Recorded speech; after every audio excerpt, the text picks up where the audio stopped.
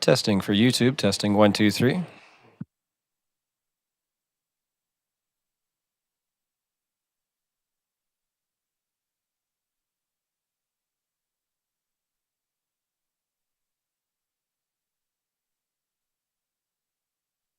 See?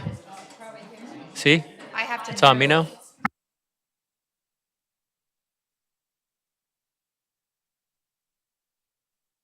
Yeah. Hello.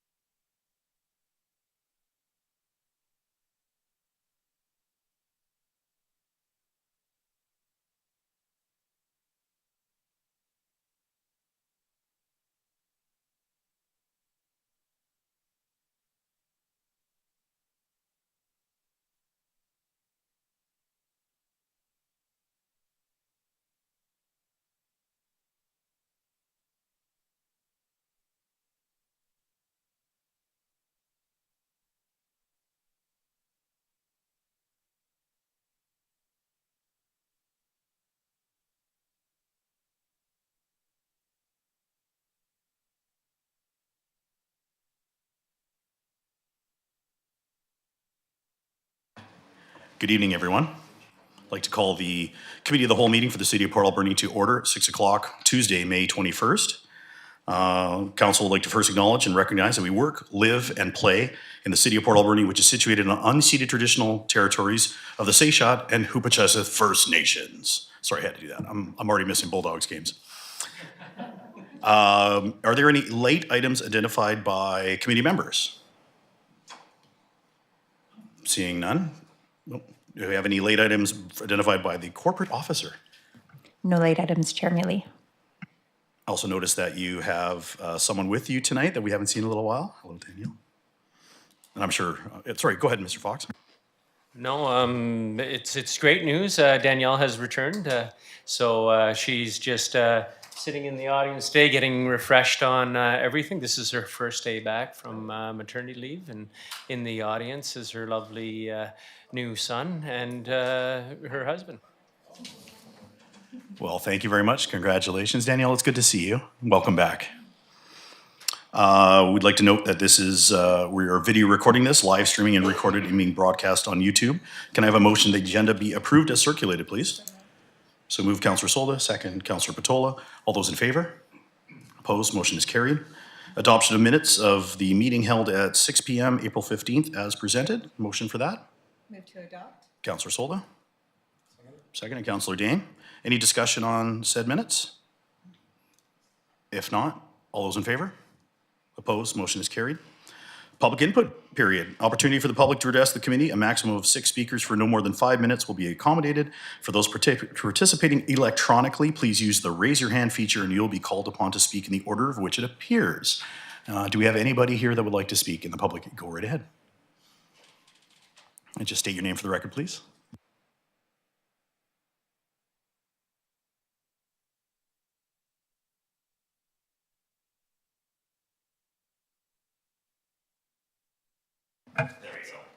Hello, Charlene, Port Alberni. Hi, Mayor, and, well, Acting Mayor. Did I get that right? That's right. I'm getting better. Good evening. Okay, I know I am a pain to some of you, but here I am, and thank you for listening to me. Firstly, I am wondering who, as Sherry Minions and yourself, Councillor Mealy, acknowledged they would watch the documentary Climate the Movie. And my query is if any of you watched the movie. I have not. I apologize for that. Anybody else? No? Okay. Well, I have another website. It's from freedomrising.info. Which contains many informational documentaries about newsworthy items like climate change, vaccine information, the Great Reset, and many others. I have an info page on where to go that I would like to distribute to you so you can log on and get informed about many of the recent Canadian and world news items and the changes that are forthcoming. There was a town hall meeting on May 8th in Port Alberni. And all city councilors, council members, ACRD directors, Chamber of Commerce, First Nations were all invited. RSVPs were requested to save a front row seat for many of you, and thank you councilors Patola and Soldas, who responded. And there was only one ACRD director who attended, and that was it. Nobody attended. So that was really disappointing because it was very informational. It was over 100 participants and much discussion was talked about regarding the new bills the BC government is rolling out that I feel is frightening to say the least for our sovereignty in a country once thought to be democratic.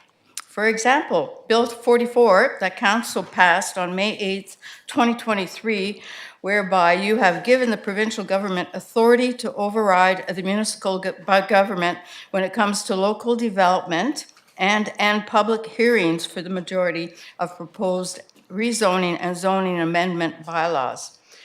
The provincial government can now make all the decisions about building density in our community without taxpayers' input, meaning that the local decision making is effectively removed. You guys might be out of a job soon, you know. Bill 44 removes public hearings, parking requirements, and heritage protections and upzones single-family lots to 6-unit multiplexes, just like the development proposed at 5350 Margaret Street, where you are squeezing in 3 lots, which can each be a 6-unit complex on a property that once was zoned for a single-family residence. All other homes in the area are all single with a menial few duplexes. It just looks like the 15-minute city agenda that you council proclaimed would not occur in Port Alberni, but is now being promoted in leaps and bounds. And of course, you now refer to it as complete community. This reminds me of the 2024 $150,000 taxpayers' money for the GIS, the Geographic Information System, that council has approved. Although you tell the ratepayers it is a provincial grant, but we all know that it's still taxpayers being used. That's us. The ACRD just approved hiring 3 additional personnel to create the GIS mapping system for the regional districts. Not all directors agreed to this decision. My point is, I have to wear these. Okay, my point is, approximately $500,000, that's $500,000, is going to this GIS mapping system just in our little area. And why? That's my question. Why? What is it useful for? Is it really necessary? What advantages does it have? You can go online to Google Maps and information all over the place, but we're spending $500,000. Sorry not to answer the question, but you have 1 minute left. Oh, I thought Sorry, you were that's gonna okay. I answer just the want to- question. Okay, I figure this is part of the track and trace objective the Canadian cities are all being subjected to. Yeah, senior housing. Mr. Anderson, who's usually here, was always talking about affordable housing for seniors. And I know Mayor Minions has mentioned, oh yes, we have affordable housing that is coming around, and as was advertised in the newspaper, only $25.56 a month for the lower income ones. And I was just wondering how this is affordable, because I'm a retired pensioner, and I don't even make close to $30,000 a year, let alone having to put that for rent. So, anyways, one last point, sorry, but I have to comment on this. This is a wooden blockade you have erected in the Chamber's quarters. It seems to show taxpayers you're not feeling safe and need to be distanced from the crowd. That's my feeling about it. I was wondering, have any of you ever been subjected to any unsafe issues here in city councils, chambers? You have? All right, just 1 second. Sorry there, Councillor Haggard, I apologize. So Charlene, thank you very much. Your 5 minutes is up, but we will allow the answer of the questions, of course. Councillor Haggard, if you'd like to. First of all, I'd like to state that I won't bring up the mayor's issues that she's had. She's not here. She can represent herself just fine, but there are multiple RCMP files ongoing because of things that have happened to her. So again, and I think I've stated this in public, I don't, personally, I wish we wouldn't need this, but I do understand the need for it, and this is the compromise that is there rather than bars or chain link fence or plastic or anything like that. I believe staff did a really good job in bringing something that is heritage to this community, but also to use it as a useful divider. So, but Councillor Haggard, go right ahead.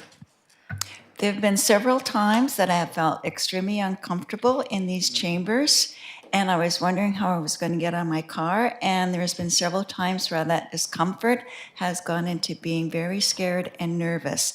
I've had to walk out with a male counselor, walk me to my car. I no longer park in the parking lot. I now park on the street underneath the light. Councillor Haggard, Councillor Soldo. I'm just going to go to the affordable senior housing. Rainbow Gardens built a unit. I'm changing topic a little bit here. Their rent for seniors is as low as $375 to about $500 a month. There's 10 units. They have one-bedroom units that can be $750. It just depends on your income. And two bedrooms at $850. So there is affordable housing, and there's more coming. So just watch for that. But I just wanted to say there is affordable housing in Port Alberni for seniors. So there are availabilities at Rainbow Gardens at this time? No, because they've been renting them out, so you'd have to get onto a list at this time. And there's affordable housing that aren't just for seniors, but for all. And you'd have to get on a list. But there's other affordable housing units coming, and I'm sure you'll hear about it in the near future. Well, let's hope so, because, I could not afford $3,500 a month. Thank you, Okay, Charlene, I thank appreciate you. it. And there was a question about the GIS, so Yeah. I believe we're having quarterly reports. So perhaps during that report, we can just have a quick overview of why we need the GIS. I know we've talked about it many times in this council chambers, but we can do it again for you real quickly. So thank you, Okay. Charlene, for your All right, comments. thank you. And I don't think there's anybody online. Is there anybody else that'd like to speak? Go right ahead, miss. Just make sure that the microphone is red is on. So just press the button. And it's all you. Go ahead. Very good. It's very different, isn't it? All right. Good evening, everybody. My name is Katie Grieve. Maybe can I? I apologize. I'll stop your time real quick just because what it is we're broadcasting on YouTube. So if you don't, everybody can't hear you. They just see you talking. So I would appreciate it. So thank you. No, don't be sorry, please. So I'm a mother, a grandmother, and a resident of Port Alberni. When I was young, my parents took parenting very seriously, as I did as a mother, and my children are doing as parents. For example, we all protected our children from alcohol and smoking. And I think everybody in this room would agree that is a very good idea. However, as bad as alcohol and smoking addictions are, I think the greatest fear for all parents is the thought of sexual exploitation of their children in things like graphic images, erotic communication, sexual actions, etc. And we all know statistically that any child who is sexualized young does not thrive and often has trauma for the rest of their lives. And again, I'm sure there's nobody who would ever want to have that kind of outcome for any child. And why this is so awful when they are introduced to sexual ideas early, like ages 7 to 12, it robs them of their innocence, and it also tragically turns what was once a happy, innocent, carefree childhood into a nightmare. And so, again, nobody would wish that on anyone. And yet, acting mayor and councilmen and women, you are promoting such a possibility in our city. And I'll tell you how. You have invited a man dressing up as a sexy woman to service our 7 to 12-year-olds at Echo Center on May 26th. Yet last council meeting, you were shown and clearly told how your chosen drag queen advertises himself on sexual media.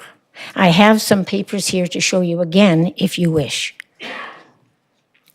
Last council meeting, posted on Facebook, you will see a photo of a sexy woman all guzzied up with 2 messages on the page for all the viewers to read. One says, "Sex with me," while the other one, that I don't think I should say out loud, but I will spell for you, says, "FUCKUBITCH." Seriously, councilmen and councilwomen, is this the kind of person you want to teach our children? I think exposing 7 to 12-year-olds to his self-proclaimed misogyny and sexual proclivities is just wrong. And this man doesn't even have to get a criminal records check. So what are you folks thinking? Why do you want this sex with me man to be with our children? In the name of common decency and common sense, and especially for the innocence of our young children, you would be wise to cancel this event and any others you may have planned. I beg you, councilmen and councilwomen, please do your job and protect our vulnerable children. And if not you, then who? If not now, then when? If you lack off at this time of distress, your strength is very small. Yes, rescue those that are being dragged off to death. Won't you save those who are about to be slain? If you say, we knew nothing about it, won't he that weighs the heart discern it? Yes, he who guards you will know, and he will repay each one as his or her deeds deserve. Please, all of you here, all of you councilwomen and councilmen, please explain yourselves. What are you thinking? And remember, it's never too late to do the right thing. Thank you, and I wait for your responses. Thank you, Madam Speaker. I appreciate you coming today. I didn't catch your name. I'm sorry. Katie Grieve. Katie Grieve. So you're Nellie's mom. I am indeed. So I don't know if you recognize me or not. So Oh, I think young I do. Charles. Yes, of course There I do. you go. Yes, I thought I recognized you. It's good to That's see right. you. So. That's right. Good to see you too, Charles. So to the topic at as you're speaking, everything that goes and is on at a city facility does have a certain criteria. And I apologize, Mr. Fox. It's more along non-hate. Sorry, I apologize, Mr. Fox. Is there any chance you can help me out with this? I just knew there's criteria for things to happen at city facilities. Sure. We follow the BC human rights, and that's what we brought to council and council backed. So the BC human rights it does talk about gender and what is allowed and what is not allowed. And as long as it meets those guidelines, then we do follow it. So we do have a clear policy at the city and how we rent out our facility and who we bring in. I hope that answers your question in a certain way. The only thing that I'd like to say is just that, so we can't discriminate against if people are following those criteria. So, but everything obviously has been thought out ahead of time and follows the BC human rights.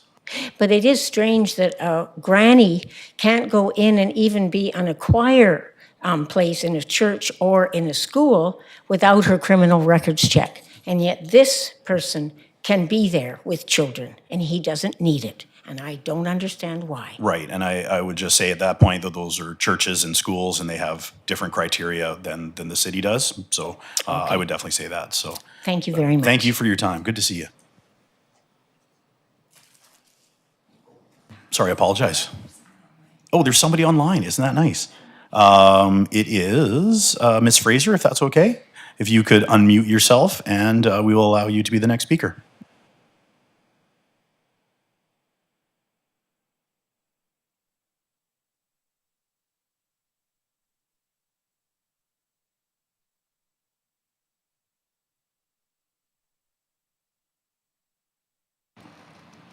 Ms. Fraser, are you there?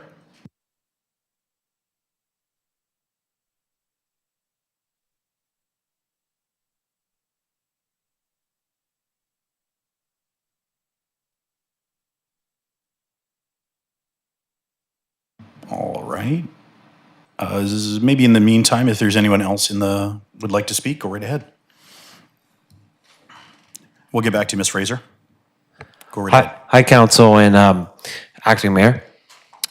So what my inquiry is about is about what are you going to do about regulating short-term rentals and a lot of the vacant homes in Port Alberni? Because I was just browsing the other day and I was just looking at to see how many rentals are in the city. And there's only like, if you look on Kijiji, it's probably about 20. If you look at Airbnbs, it's about 1,000. If you type in Port Alberni, that's a lot of places that could be for long-term renters.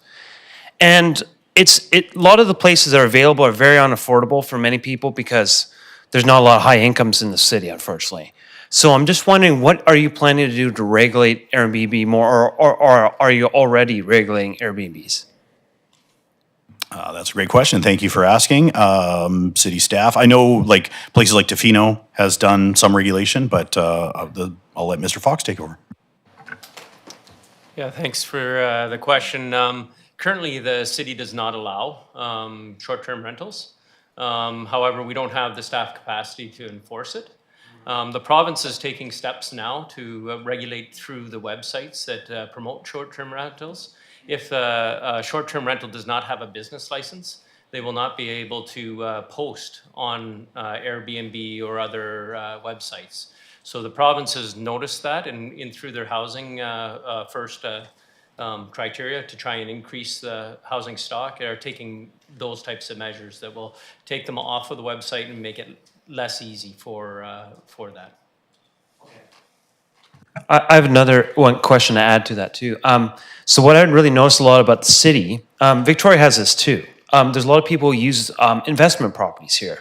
So is there any plan to maybe have it so that people who are landlords can only live here or something? You know, because like let's say they're from Vancouver. I remember a couple years ago, I was going to a place and they wanted me to pay the ferry fare to go to check out the place. So I put that as a scam, but you know what I mean? Like, it would be nice to have landlords here, not from other places, if you don't get what I'm saying.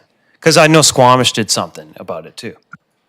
I totally understand. Absolutely. I'm not sure it's constitutional per se, but is that something that we can look at, Mr. Fox? I'm not sure if it's constitutional or not. Currently, we haven't. And Squamish really didn't, they don't have a bylaw preventing that. So people can do speculation buying. I think that's what you're talking about. And Whistler, again, they didn't, the province is taking some action on the speculation tax, but really we as a municipality don't enforce who can buy private property. All right. I believe I saw Miss Fraser there for a quick second. I saw a picture. If you would like to step up, Miss Fraser.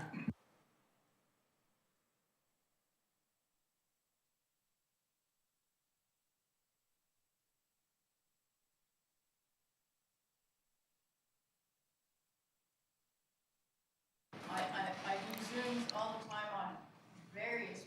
Miss Fraser, are you there?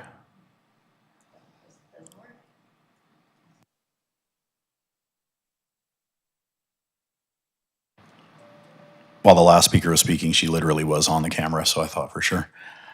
Sorry, Councillor Sola. Maybe she could text the city and ask her question through text. All right, we'll try our best. Is there anyone else in the audience that would like to speak? Gentleman in the back. And I believe that would be with Miss Fraser, number 5. So go right ahead, sir. Hello. Okay. Hi, my name is Sylvain. So I've been in business for quite a while here in Port Alberni, and I just want to just chat away, you know, a little bit of things that have been bothering me lately. So I kind of arrived about 3 years ago, you know, with big dreams and wanting to do a big difference in the community. And I started operating at a farmer's market on Saturdays. And I quickly realized that there's a split in like the way farmers market managers are kind of separating the community almost in like 2 parts. And it's been affecting a lot of potential growth for vendors like myself, food producers as well. So we started a farmers market on Friday nights, and for hopes to be having more access to really distribute our products. Also, this kind of split that was happening on Saturday has been kind of like working towards, you know, kind of I would say, counterproductive of what other people would want in like a united community farmers market, you know, like for everybody to enjoy and be part of, and having this kind of community interaction, you know, that bond. So I've been wondering, like, why has this been happening for so long? I mean, now I'm kind of seeing that rivalry, like this sorry, the word I'm looking for is rivalid. No, it's like a rivalry. Sorry. So it's like this rivalry between those two markets are now affecting others, you know. And I find that, you know, for that long, like, why isn't something happening to kind of join up together and just be that one good market that everybody can enjoy and really bring the community together?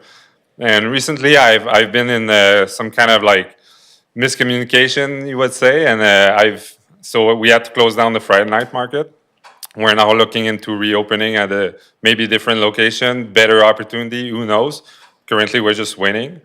But I just wanted to say that, you know, it's really like for a business or entrepreneurs like myself, it's really hard to like not being able to assist markets because of like events from the past that shouldn't be affecting people. So I just wanted to say this, and it'd be great if there was more discussions for that subject in the future. Thank you. Thank you, Sylvain. Appreciate that. Yeah. So there was one market years and years ago, 20 odd years ago, and for whatever reason they split into two. So being a longtime resident of Port Alberni, I can only imagine it's just personality clashes and became two, which is really unfortunate. When the development of the Walmart property happened, part of that was to create a space for a market, and we were hoping that would bring everybody together, and it never really came to fruition. So I believe your proposal will be coming towards coming at the next council meeting. And all I've got to say on behalf of myself is we look forward to anything that'll bring the community together. So I would continue to just say, you know, continue to do what you do and put on a market if you have to. And you know, if you create it, the people will come.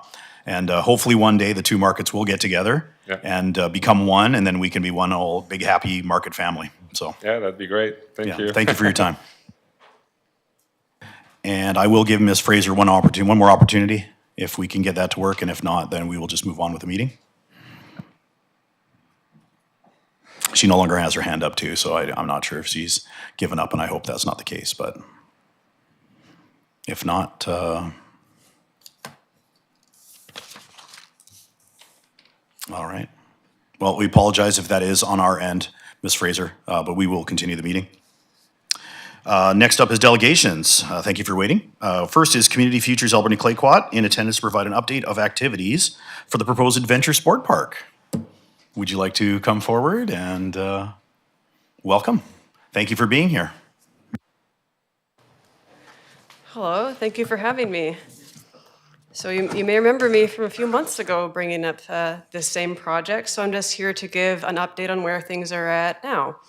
So I wanted to start by thanking you for the support that we've received so far, like from Community Futures, from our office, and from the community who are interested in this project, and to thank you for the letter of support that was received that we could include in our funding applications, and also for the motion that was made the last time to include this in the soon-to-be Parks Master Plan.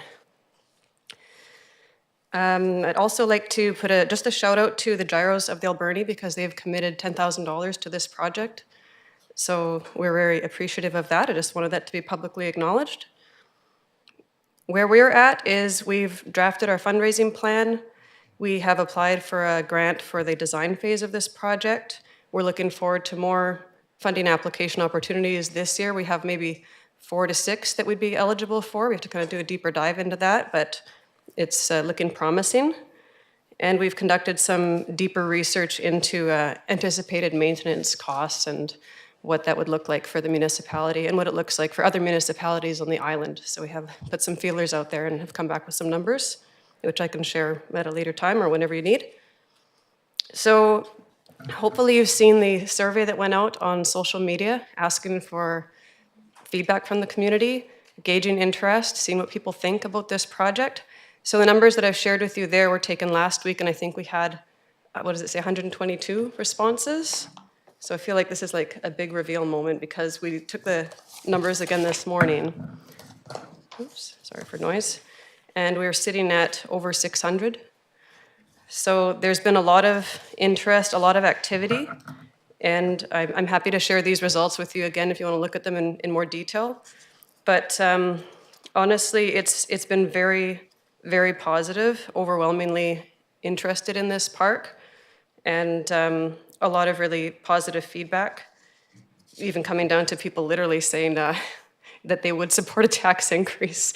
So they're like, I'm blown away by the type of responses and interest in this project. And we have a lot of people that are responding that wouldn't even themselves use the park. They're just saying that I don't use this, wouldn't use something like this, but my family would, right? And that's why I support it. So I thought I would just share some of the highlights from the responses so far. So we were trying to gauge how many people would travel or do travel to a park like this that doesn't exist in our community. And we've got 12% that go 1 to 2 times a month, which is a lot more than we had anticipated. We have 90% that support the project, the expansion of the current skateboard park to include everything else that we've listed in there, the jump lines, the bike skills park, and the pump track. We had 66% say that they would just attend to watch day-to-day activities and do nothing more than spend time there. We had a rating out of 5 for how important do you think it is for our community to have this adventure sport park facility, and 68.9% rated it as a 5, so the highest amount. The majority were in favor of the proposed location at Echo Center. A couple other locations might have been put into the mix, but you're looking at 0.2% are proposing a different location. Majority of respondents, so 60%, are ages 20 to 44, and 76.7% live in Port Alberni, with another 17.6% in like Sprout Lake, Beaver Creek, or Cherry Creek, so near enough, our neighbors. And 37% are lifelong people from the Alberni Valley, lived here their whole lives. An interesting 17% have been here less than 5 years, so newcomers. We asked them to rate the condition of our existing skate park facility, and obviously they couldn't rate the other facilities because it doesn't exist yet, but I called it the 1990s era skateboard park. What would you rate it if you were to give it a letter grade? And the vast majority are giving it a D or an F, with about 2% that said they didn't know we had a skateboard park.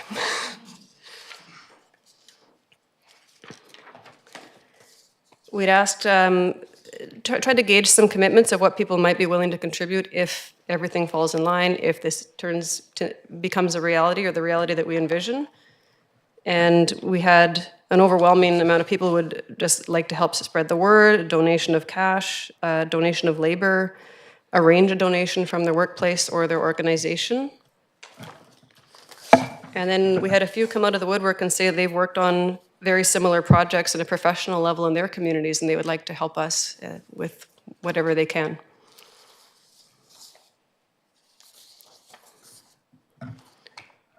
So I did do a printout of the narrative responses, but I'm looking at a 30-page document that's 11 by 17.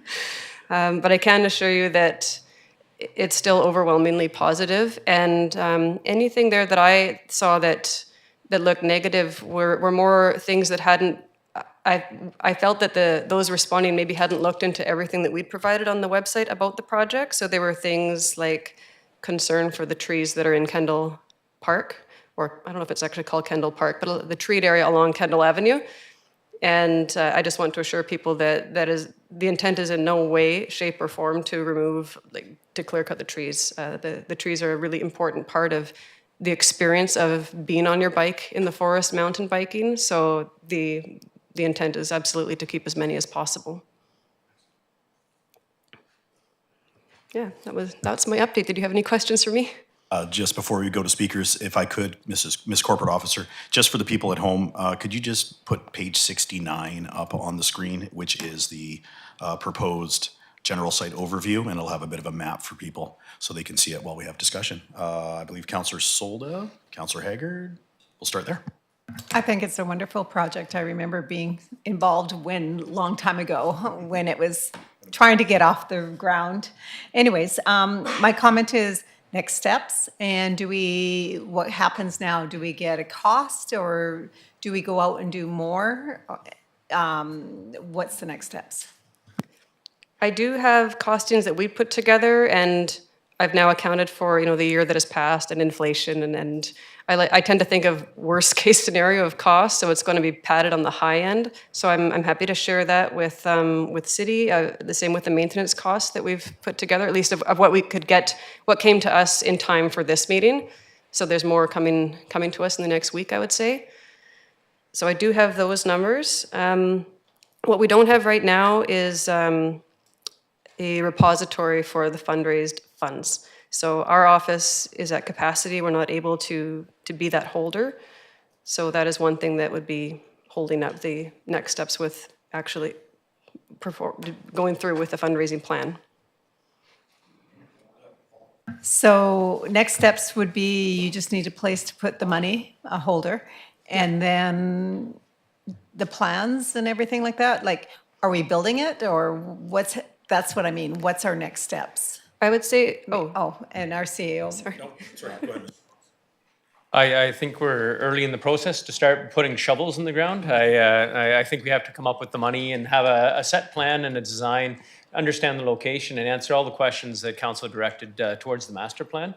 So the master planning process is underway. We'll have more detailed discussion about that throughout that process. Community Futures has been an excellent partner in moving forward with a survey, applying for grants, etc.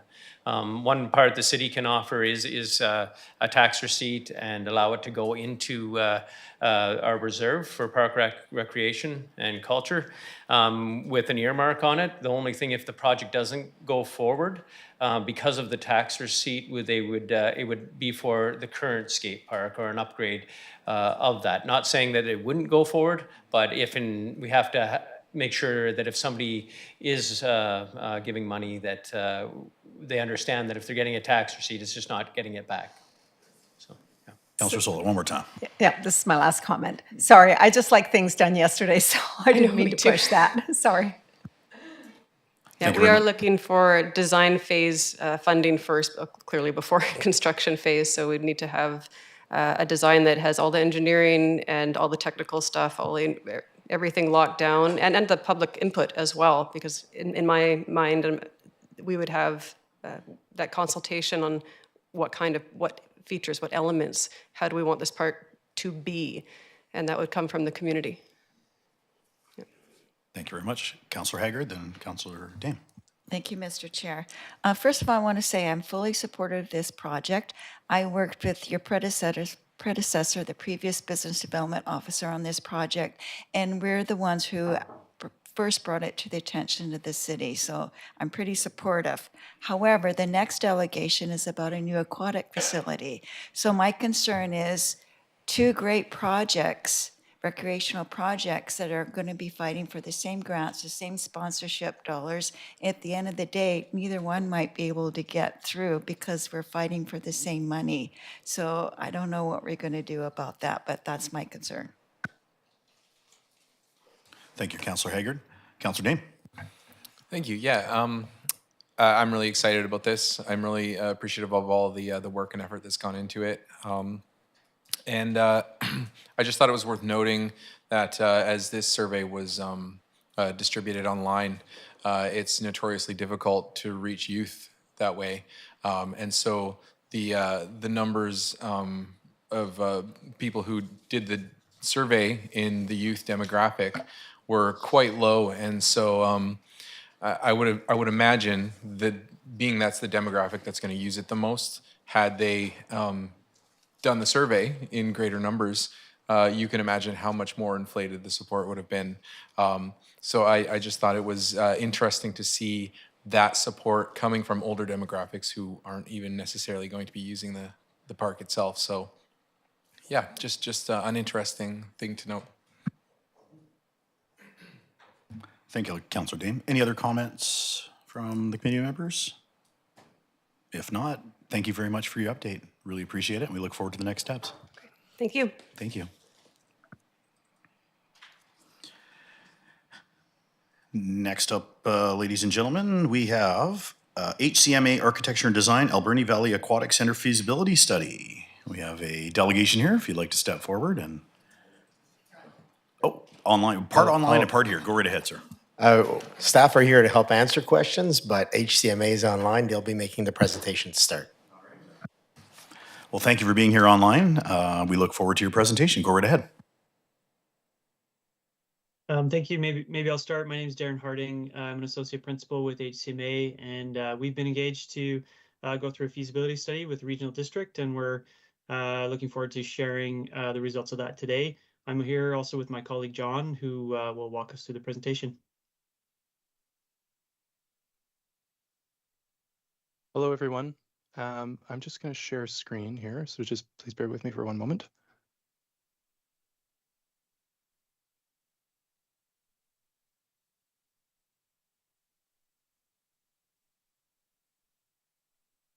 Okay. So, hello.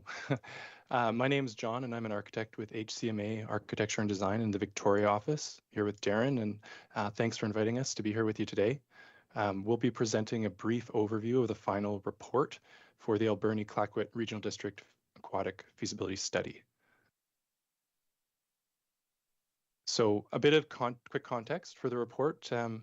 We know that the Eco Aquatic Centre has provided an essential role as the only indoor aquatic centre in the Alberni Valley for the last 57 years, but the facility is now outdated and growing maintenance costs are increasing and shutdown times are increasing as well. So as the facility continues to age, there will come a time soon when the pool is no longer able to serve the needs of the community. So the purpose of the feasibility study is to assess the potential future development of a new indoor aquatic centre to replace the Eco Pool and serve the communities within the Alberni Valley. The feasibility study consisted of 4 phases that you see here. They are the review of existing systems, the needs benefit assessment and community engagement, prioritizing options and community engagement, and the final report. Throughout the study, each of these phases built upon one another and contributed to the development of the final report, which is what we will primarily focus on during this presentation. But first, I'll just quickly touch on the first 3 phases in the next few slides. So in the review of existing systems phase, we examined the existing Eco Aquatic Centre and conducted a benchmarking exercise of multiple communities across BC to understand how their aquatic centres are funded, owned, and operated. These communities have all faced similar challenges establishing funding, ownership, and operational models, and approach them in a variety of ways, but are finding success when consensus between areas is established. And there's quite a few details for the benchmarking component of the study included within the final report, as there is for everything that we'll present today. So the feasibility study was also supported by a project advisory committee.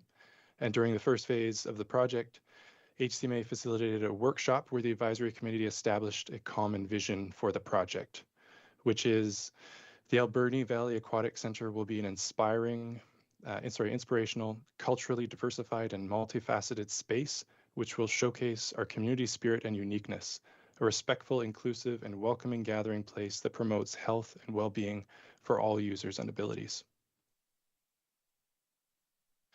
So the next phase was the needs benefit assessment, where the first round of public engagement was conducted. The purpose was to really engage the community with the study and gain an understanding of the public's concerns and desires, as well as the opportunities and interests for the development of a new aquatic centre. During this phase, we held 2 open houses and an online public survey. We had a strong level of participation in the survey with 1,250 participants, and we heard lots of really great feedback during this round of engagement, where the community defined the priorities for a new aquatic facility as having a focus on leisure swimming with fun family activities, recreational swimming, skill development, and personal and group fitness. In the next phase, prioritizing options, we took the public feedback we received during the previous phase and with the assistance from the advisory committee, created a short list of optional facility components. We then presented these options back to the community through an interactive online survey that allowed participants to mix and match aquatic facility features while receiving feedback on the estimated cost and taxation implications of their choices. The survey platform analyzed the results of all participants' selections to find the most broadly supported combination of aquatic features, taking into account the amount of taxes people were willing to pay. The survey platform identified the combination of facility components with the highest level of community consensus to be what you see here. So a 260 square meter leisure wave pool, a 25 meter 6-lane lap pool, a hot tub, a slide, sauna, steam room, multi-purpose room, fitness space, and universal and gendered change rooms and administrative and service spaces. And this combination of components really aligns with the other feedback we received over both phases of public engagement. So to move into the final stage of the feasibility study, we confirmed the facility components from the survey with the advisory committee and the ACRD board, and then prepared a conceptual design arranging these same components identified by the public into a functional indicative building plan. The conceptual design was then provided to a professional quantity surveyor who prepared a Class D cost estimate. So the final report includes the conceptual design as well as the cost estimate and a few next steps. And the rest of the presentation will focus on these three items. So let's have a look at the aquatic facility conceptual design. So here you can see a 3-dimensional overview of the aquatic center conceptual design based on the same facility components from the previous phase. We'll zoom in and look a bit closer in a moment. In terms of location of the facility, during the study, several potential locations were reviewed, but no specific site was selected. A more detailed review of potential sites and site selections will need to occur during the next stage of planning. A set of location criteria was ranked by the public during the first round of engagement that can be used to evaluate potential sites moving forward. These criteria are included in the final report. As no specific location was selected during the survey, we've shown the facility on a generic site and assumed it's relatively flat with access to all required services, water, sewer, electricity, etc. And the cost estimate has included these same assumptions. So speaking to the general organization of the building, you can see here all aquatic amenities, pools, slides, change rooms, lobby, reception, multi-purpose spaces are located on the main ground floor level. A partial second floor would contain a large fitness space and mechanical space, accessible via stairs and elevator located near the lobby. And a partial basement level, which you can't see in this image, but you'll see a little bit later, would contain pool, mechanical equipment, and chemical storage.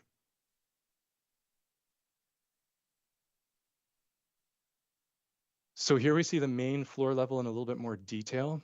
And in general, the conceptual design for the facility focuses on openness, natural light, and strong visual connections between interior spaces to foster a vibrant social hub that's safe and welcoming to all members of the Alberni Valley. The lobby here is located at the top of the page, and the admin and change room spaces are organized in a bar along the south of the building, this area. And the natatorium, which is the aquatic space, is organized in a parallel bar along the north side of the building, right here. So at the main entry of the facility, a large welcoming lobby with sightlines into the pool area would provide an arrival and greeting point for community members. A dry multi-purpose room is adjacent to the lobby, right here, which could be used for a variety of indoor activities and gatherings. The lobby, when combined with the multi-purpose room, would provide space for formal and informal gatherings and community use. And on the opposite side of the lobby, away from the multi-purpose room, right here, is a wet multi-purpose room, and that's connected directly to the pool space. The wet multi-purpose room would provide a space for skill development, such as lifeguard training and other activities, such as hosting birthday parties. A central reception area opposite the entry at the lobby would provide controlled access for both the pool, change room area, and fitness space above. Behind the reception are administrative spaces in here.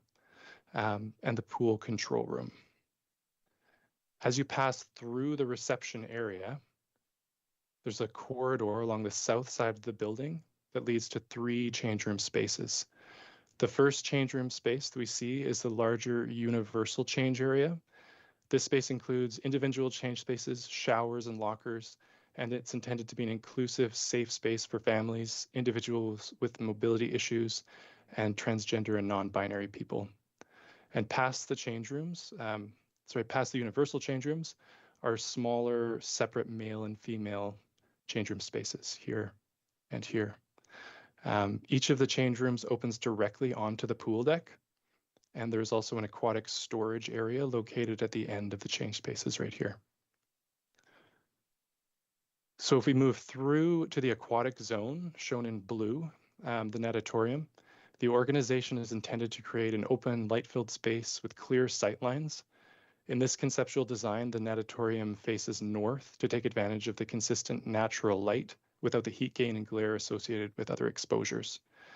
This also provides an opportunity to create an indoor-outdoor connection with potential glazing along the north facade to showcase some of the Alberni Valley's natural beauty. Closer to the bottom of the page, we see the 25-meter 6-lane lap pool with an accessible entry. So this would be for lane swimming, aquafit, and other deep water activities. And above the lap pool here is the 260 square meter leisure wave pool with a focus on child and family fun features. The leisure pool includes a beach entry here, where a tots area would be located. Waves would be generated in the deep end of the pool, and they would flow sort of in this direction towards the reception area. A lazy river is included here below the leisure pool, and a slide is located beside the deep end of the pool, which is right here. There are viewing spaces on the pool deck that can be used for parent and caregivers to watch swimming lessons. For example, this location here between the lobby and the leisure pool. And there's also a hot tub that is located between the leisure and lap pool, and it's also adjacent to the steam and sauna rooms to form a wellness zone. So these are the steam and sauna zone rooms here. So if we look a little bit closer at level 2, stairs and an elevator here near the level 1 reception would provide a connection to a fitness space located above the admin and change room areas on level 1. This is an efficient use of space and also allows the fitness space to provide overlook down onto the lobby and into the aquatic zone to provide sort of an enhanced sense of connection throughout the facility. The fitness space would be filled with a variety of exercise equipment. And adjacent to the fitness space is a mechanical space, which would house equipment such as the HVAC units. So in these 2-dimensional plans that you can see on the screen now, we can see all 3 floors together. So from left to right, we have the basement, the main floor, and the upper floor. The entire basement space would be service, mechanical, and storage space with technical corridors providing access around the perimeter of the pool for servicing. There would be space for pool pumps and other mechanical equipment and chemical storage here. The basement would be fully accessible with stairs and an elevator. And I won't go into detail for the other 2 floors as we just discussed those. So now we can discuss the project cost estimate. So the conceptual floor plans were provided to a professional quantity surveyor who reviewed them and provided a Class D cost estimate based on the building's size, the components included, and the general location of the facility. As the specific site of the facility is not yet known, the cost estimate assumes a generic flat site with good bearing capacity and access to all services. Allowances for building excavation, landscaping, and parking are included in the estimate. So the Class D estimate for the capital project cost is comprised of 3 main categories: construction costs, soft costs, and contingency costs. The construction costs include all the physical material of the building and the labor costs to put them together. The soft costs include the design, management, and permit fees, as well as furniture, fixtures, and equipment. And the contingency actually is composed of two contingencies, which is a design contingency for unforeseen items during the design phase, and the construction contingency for unforeseen items that may arise during the construction phase. The total project costs, or the sum of these three categories, totaling an estimated $68,119,555. This estimate is based on today's standard construction industry market costs for this size and type of recreational project in the Port Alberni area. Now, because the project schedule is unknown at this time, it's important to be aware of the effects of escalation on the capital costs. Escalation is the projected price increase in construction costs over time due to changes in market conditions, such as increasing costs of material and labor. The quantity surveyor estimates that the construction costs will rise approximately 7% through 2024 and continue to rise into the future.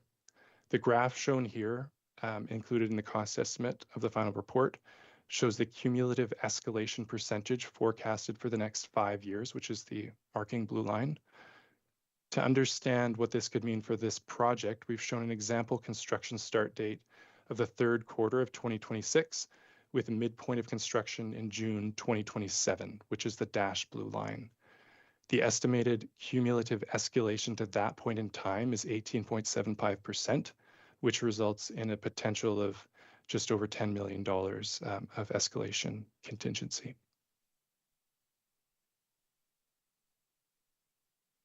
So the capital loan, a majority of the funding for a new facility would be anticipated to come from a capital loan representing the project costs less any grants, sponsorships, or donations, and the loan amortization period would be expected over a 30-year period. During the feasibility study, we review the operational budgets from other comparable aquatic facilities in small and medium-sized communities throughout BC. And based on the review of these facilities compared to the size and components included in the conceptual design, the operating expenses are estimated to be within the order of magnitude range of $1.8 to $2.2 million annually. This estimate does not include potential revenues from programs such as rentals and fitness spaces. And it's important to note that the operating cost range will be affected by the selected operational model. For example, if the pool is operated by the city, the ACRD, or private. The operational model was not determined during the feasibility study and will need to be determined during the next stages of planning. For asset management costs, most aquatic centers require major maintenance or renovations after 20 to 30 years of operation. And to plan for this, asset management costs contribute to a reserve account to ensure there's funding for these major renovations and eventual facility replacement. For the purposes of the feasibility study, asset management costs were estimated based on 25% of the total capital cost over a 60-year period for approximately $280,000 per year. So now that we've looked at the conceptual design and the facility and project costs, we can highlight a few next steps. This aquatic feasibility study is part of an exploration for creating a shared sub-regional aquatic facility service to benefit the entire Alberni Valley. And based on the definitions of sub-regional service elements established in the 2018 and 2019 discussions and the benchmarking of comparable aquatic facilities completed in this feasibility study, we understand there's several key elements as part of the creation of a new aquatic service. Identification of service participants, determining which member jurisdiction will participate in the service and partner in planning, decision-making, and funding. Service definition, a clear definition of what the new service will include.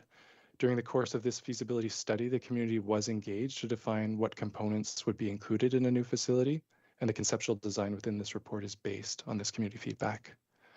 Service cost, determine what is included in the total cost and how these costs are allocated amongst service participants and non-participants. It's very important to develop a clear, agreed upon funding and cost sharing model for both capital and operating costs that's based on equity and seeks to leverage the strength of the region by working together. And service governance. Work on the governance structure should begin as soon as possible to ensure the model includes financial contribution formulas, need for referendum, timing, and how operational decisions will be determined and managed. So to advance the detailed design and project tendering, a positive public assent would be required on the amount to be borrowed. If the assent of the electors is sufficient and the entire construction costs are secured through a combination of loans, grants, donations, and sponsorships, further engineering and detailed design, tendering, and contract award could occur in 2025-2026 with a construction start date of approximately Q3 2026. So that's the end of our presentation. Thank you very much, and we're happy to take any questions. Thank you very much, Mr. Buttery and Mr. Harding. Thank you very much, and thank you very much to ACRD staff that are here today. I'm sure there's going to be a plethora of questions, but I would like to start with Councillor Haggard, who is a representative. Thank you, Acting Mayor. First of all, I want to thank the ACRD staff and the members of the Aquatic Committee and Darren and John for all of your hard work to get to this point. It's been well over a year to get here, and a lot of hard work and a lot of meetings and a lot of discussions. I just want to remind Council, though, there's still lots and lots of unanswered questions, and there's going to be lots of conversations and hard work over the next few months. So the ACRD staff is here and they've agreed to answer any questions you might have as fully as they can to this point, but don't be disappointed if they can't answer your questions completely as you would like, because we're not quite there yet, but we'll get there. Thank you. Do we have any questions from committee members before I get into it? Thank you. Councillor Soldo. Thank you. I think this question is more for our CAO, but whoever wants to take it away, just a quick question. A lot of people are concerned regarding our existing pool. So if this didn't go through, could our existing pool be expanded? And what is wrong exactly with our pool? And so I'll ask that first and we'll go from there. Mr. Fox. Yeah, through the chair, anything can be fixed with money and anything can be added on to with money. It's whether or not it's feasible to upgrade old instead of building new. We have done no studies, to my knowledge, on the existing pool and the full life cycle of every part of it, and giving a detailed cost on what would be the projections going out in the years to come. Also, I understand that there are, like our wall in the middle of the pool has malfunctioned and hasn't moved in quite a while. So there are some areas of it that may need to be upgraded in the near future. It's also my understanding that regulations continue to evolve in the aquatic area. And as those evolve, our current setup or design of the pool makes it difficult to guard as well. So there's many things to take into consideration when making a decision of this magnitude. If council would like, we can, as staff, include some costs for a report or more analysis on our existing pool. Just before, Councillor Sol, I do notice that we went to AVICC just recently, and there was grant money available for retrofits. But again, is that going to be, there's not a lot of stuff in Port Alberni that's still around from amalgamation, and the pool is one of them. So, but sorry, Councillor Sol, go ahead.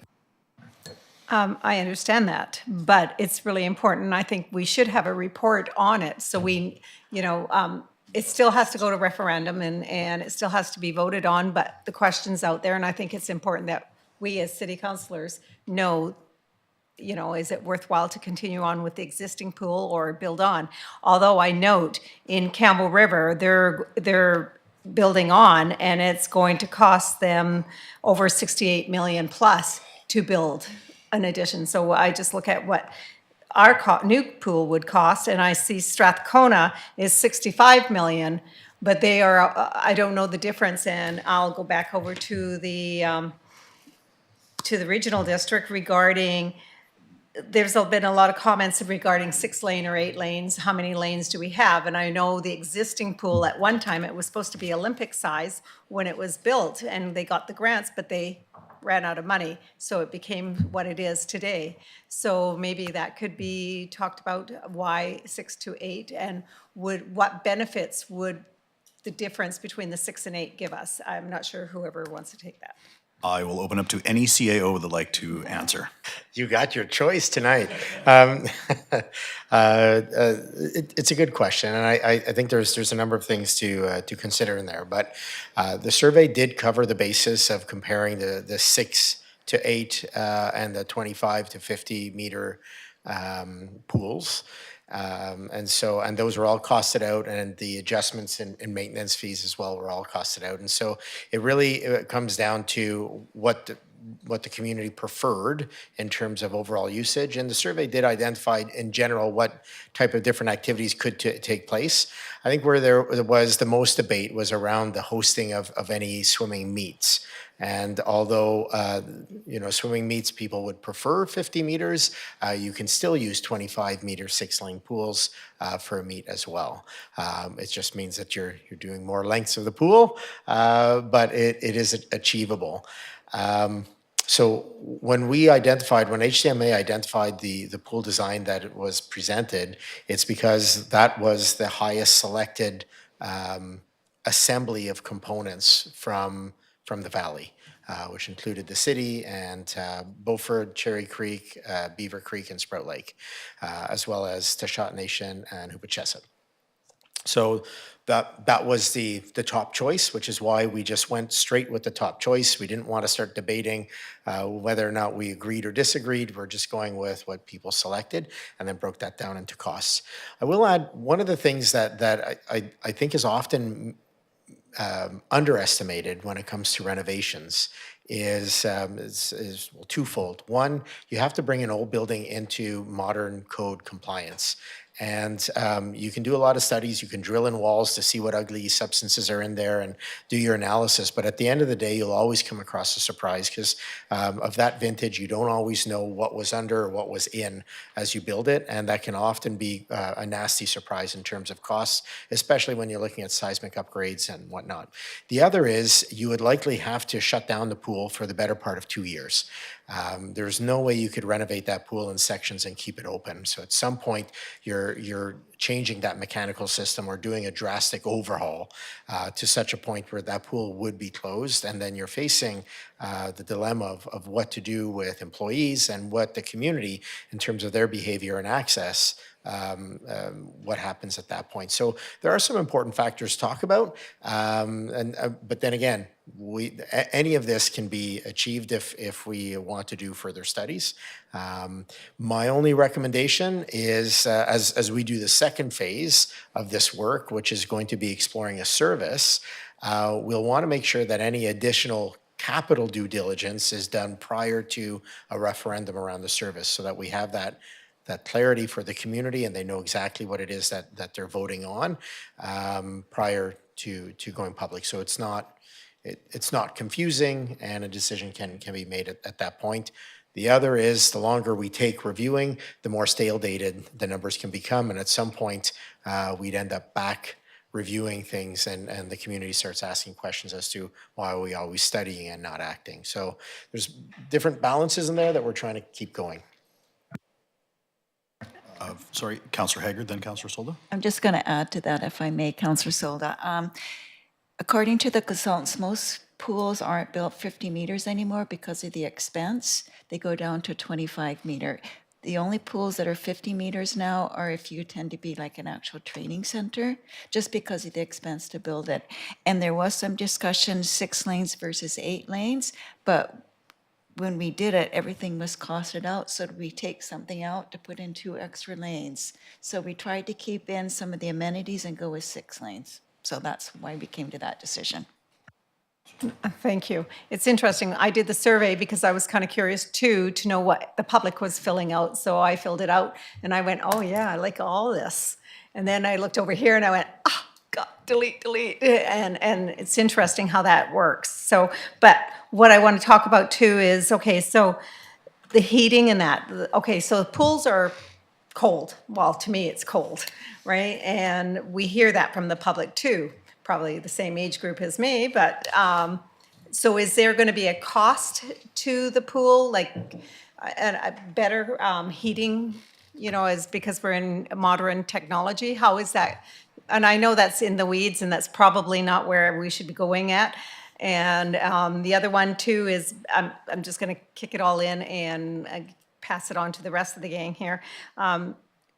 The land. So there's been a lot of comment where it's going to be. I remember when Scott Kennedy put a the pool together, made the presentation to City Council where it was going to be, and I thought it was a great space. But has there been discussion on that too? I'll start with the property and then I'll ask HCMA because they're much more versed on pool temperatures and mechanics than I am. And Willa isn't here, so there we go. They'll be our best choice. In terms of location, what we did in the surveys is ask what criteria people most valued in terms of location. And so what we saw is all the top responses were saying, well, we want easy parking. We'd like bus access. We'd love trail access so we can either walk or bike there.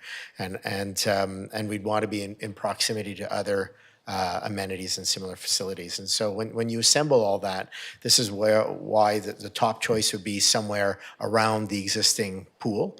However, we also know that we're also exploring a joint service. And at the end of the day, this isn't just the city, this is a regional lens. And so we acknowledge that we can't just assume property will be there for us when it's owned by the city. And so that would be another level of discussion that we'd have to explore with the city if we end up in a place where we have a joint service. It all hinges around the joint service. If at the end of the day, the general public is saying we don't want to work together, we're sort of have to really rethink our direction. However, we did ask that question in the survey, and I believe it was over 75% of the valley in general said it was reasonable for us to be further exploring the value of a joint service, which is why we're continuing down this path. John or Darren, could you answer the pool temperature? Yeah, absolutely. If I may, yeah, in terms of thermal comfort within an auditorium, there's a lot of considerations put into that in terms of best practices in today's day, in terms of water temperature. So we would work with the operator of the facility to make sure the water temperature is the right level.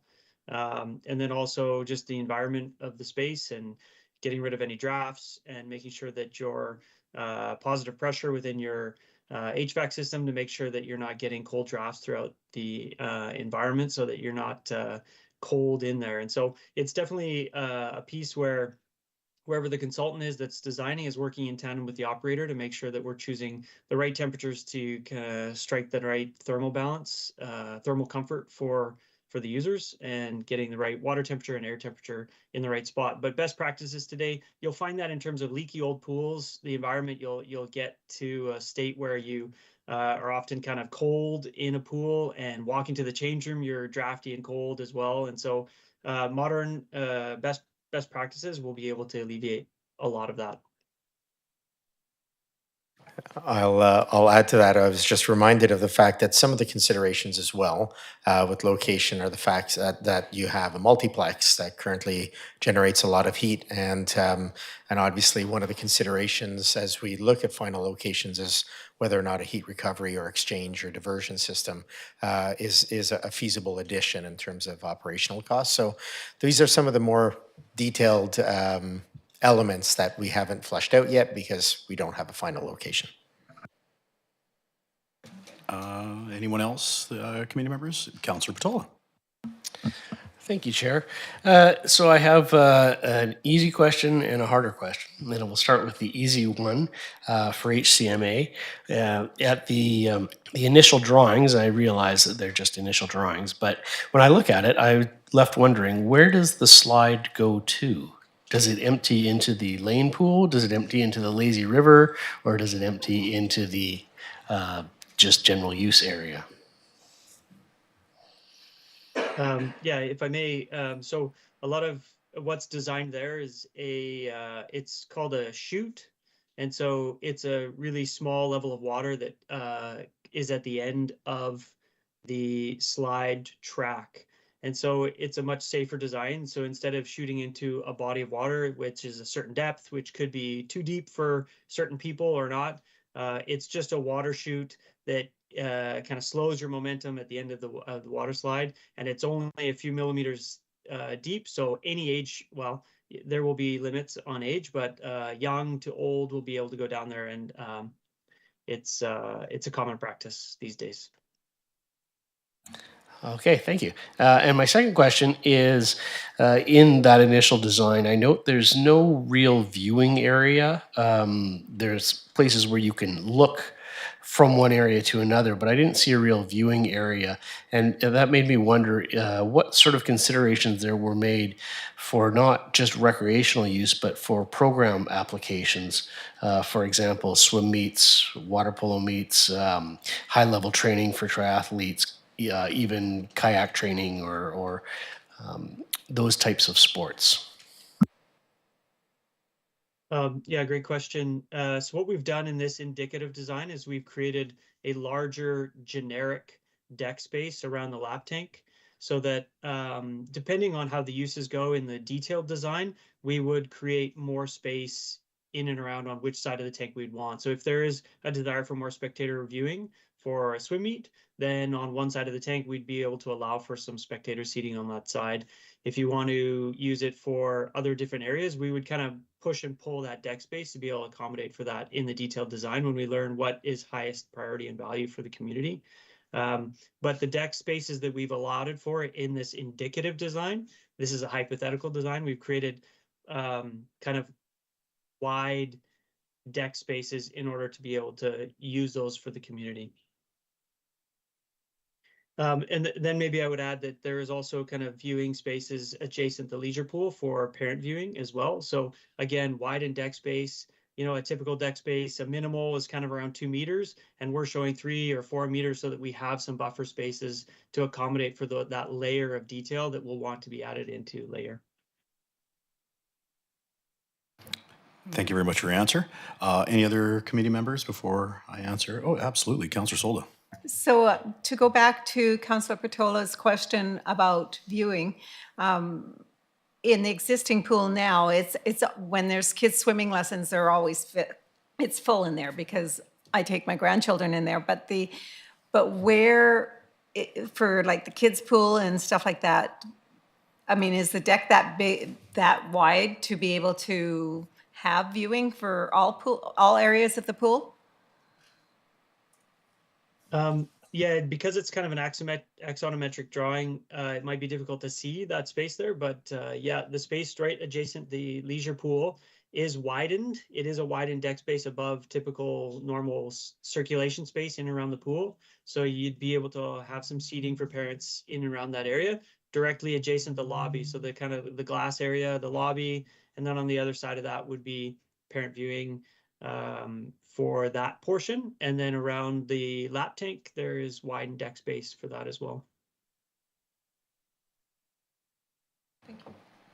Anyone else would like to speak? No? All right, so I have a couple of questions. First of all, just want to go back to the city of Campbell River and the Broad Brindamore Arena, the Brindy, which is the reason why I believe that they're spending $68 million because it's part of the arena as well. First time I've ever walked into arena and I was sweating in the first part because of the pool and all that moisture comes out. So they've, with respect to Campbell River, they need to do some work there, obviously. So, but that would be why I believe that those costs would be so high, is because they have to take into account the actual arena that's in that building.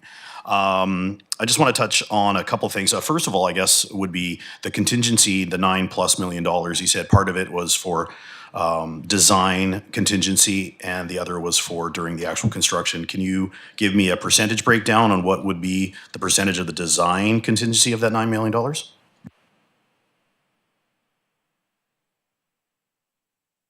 John, you can follow up if you have exact numbers, but typically it's 5% of the construction cost for design contingency.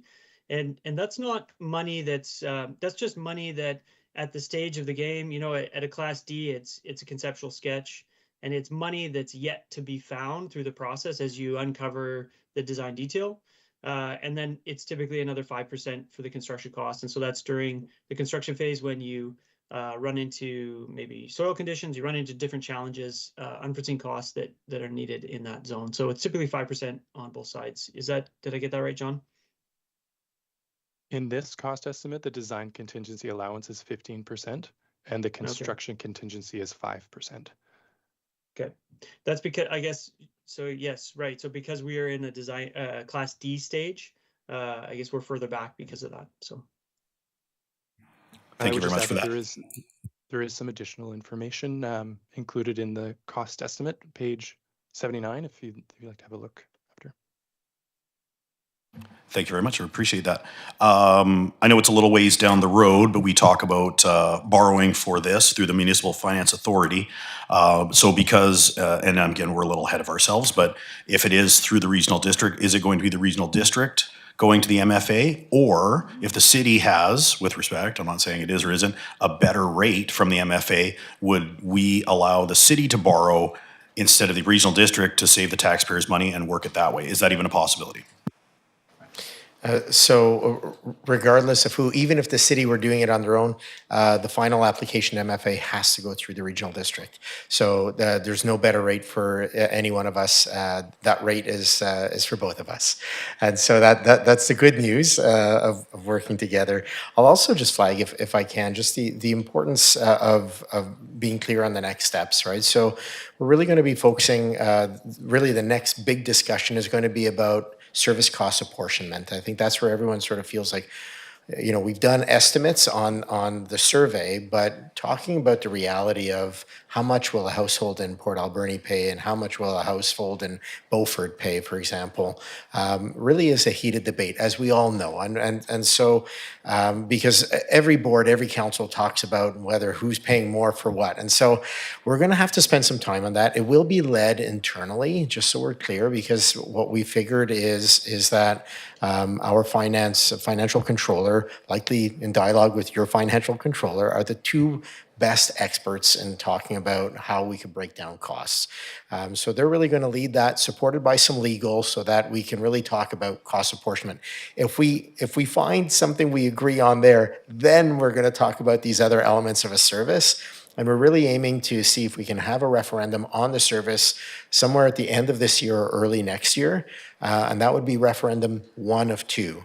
If a service goes through and we're all working together on a service, then we have a whole bunch of work, final design work, choosing location, talking about what would happen to the old building. All of these details would then be flushed out in 2025. And then there'd likely be another referendum in 2026, either with the next general election or just before it.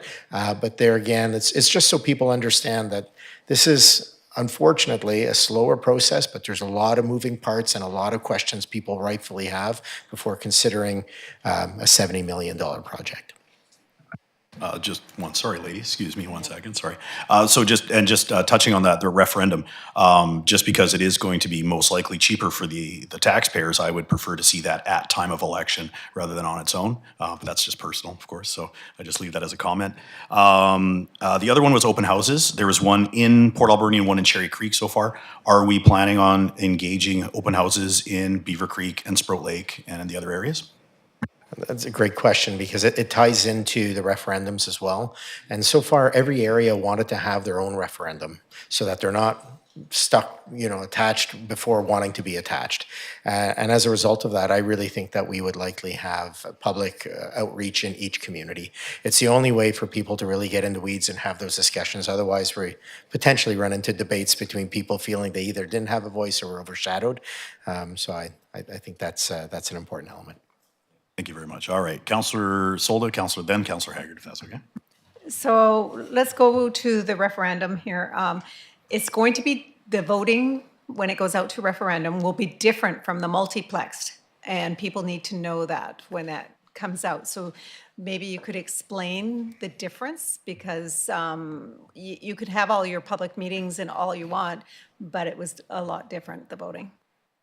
Yes, and another great question. We have had a lot of discussion with the province around the multiplex structure, and the province has told us that they're not willing to support a repeat performance of how we did the multiplex. So when we talk about the service, we're going to be talking about the service elements that who's involved, how is it run, who's paying what. All of these things are going to be part of the service. What we're also including in the discussion of the service is that we're not splitting capital and operational. Everyone's in. So when we did the survey so you have your capital costs, which includes costs of borrowing for 30 years. We have our asset management costs was identified in there, and your annual operating costs, which are included. So when we showed a cost per household, all of those three main categories were tied in. So yes, there's assumptions around that, but that was your all-in cost that you would understand. And that's the way we would recommend approaching the service. It becomes very divisive when we're in a position of saying, well, yes, you're paying for capital, but you're not paying for operational, and Lord knows people aren't cheap anymore. You got to pay labor and all this other stuff. So you start looking at this, and really it's a tough way to run a service when you're half in and have a different system for paying other things, which again, regional district does pay a portion. Some subregions do through more of a grant and aid, but it really makes it hard to keep up because then the city has to ask for a different amount as opposed to simply following the true cost of operating a facility. So that's every individual that's of age of voting will be voting in our Alberni Valley. Does that include the T-Shot and the Hoopachesset, as well as anybody from the West Coast, because there's that, or is it just in the Alberni area? Good question. This is just the Alberni area. So, we would have to have discussions with the nations to see how they wish to participate. They could. They're technically part of the regional district, and they would technically have every legal right to vote. The only way that would change is if the nation says no or yes, we're in because, and we would alter. And this is where it's part of the discussions. But so far, the nations have been very clear. They want to be part of this. They participated in the committee to assembling it. And they've said, all the way through that they're an active part of this participation, but they have not made a final decision, just like no one has made a final decision. They're just simply taking in the new information. So I can't put words in their mouth, but we would navigate those waters. We're not including Bamfield and Tofino and whatnot, because realistically, when you're traveling over an hour and a half to get to a facility, it's like us paying for the Nanaimo facility. I mean, we're at some point you're saying you're out of the reasonable containment area for people using it. Thank you, Councillor Solda. Councillor Haggard. Thank you, Acting Mayor. I just want to say that I know that those numbers are big and those numbers are scary, but those are going to be worst case scenario. We will be looking for every grant opportunity that we're possibly can apply for. There's sponsorship opportunities, there's in-kind opportunities. But the community is going to have to come together if this is what the community wants, if we want a new aquatic facility. For example, when the multiplex is built, the community really pulled together to make it happen. Hager Trucking did in-kind contributions and did the site prep. So those are kind of things that we're going to have to be looking for. So if you're thinking down the road, let's come together, let's make this happen. Thanks. Thank you, Councillor Haggard. Any other comments, questions from the committee at this point? Councillor Solda, go ahead. Just a quick one. Do we need a motion regarding our existing pool? I don't want to not have it go forward and get a report about the existing pool. And I am looking, and the end result, I'm looking forward to seeing the final numbers for the community. And I think that's going to be really important. So I just want to make sure we try to get all the questions and everything, the T's crossed and I's dotted, and I'm sure you do too. So I just wanted to say that to you. Okay, and my first question. Mr. Fox, please. Thanks for the question, and through the chair, I think the best way to proceed is first deciding, would you like the report this year, or would you like to put it to 2025 budget? Any report or analysis of our current system will cost money. If you want the administration to look at costs for right now, immediately, we can look into that if there is a motion made, and we can bring the costs back. But it may have implications on where we get the funding from. And then the other one, we can refer it to the 2025 budget, and we can include the costs in the 2025 budget. Thank you, Mr. Fox. Councillor Solda. Well, the 2025, it would probably be too late, but because everything, we want to start now with everything going, right? But all I basically want to know is what's wrong? Could we expand? And if it's, just a rough ballpark figure. I don't want to wait till 2025. You knew that was going to happen, probably for me. Mr. Fox. Yeah, it comes down to costs of getting a report done. I'd have to look in detail at the facility and all mechanical components, what standards it would have to be upgraded to. And studies aren't cheap. So most consulting reports right now come in around 80 to 100 plus. And we would have to get some surety on those costs before we actually ask council for the budget amendment to do it this year. When we pull numbers just off of our guesses, it's not always the best result. And moving forward with the project, it's not going to be a real speedy process. I don't think we'll be building it in the next couple of years. And if we got a 5-10-year capital maintenance plan from a company, it wouldn't go to waste.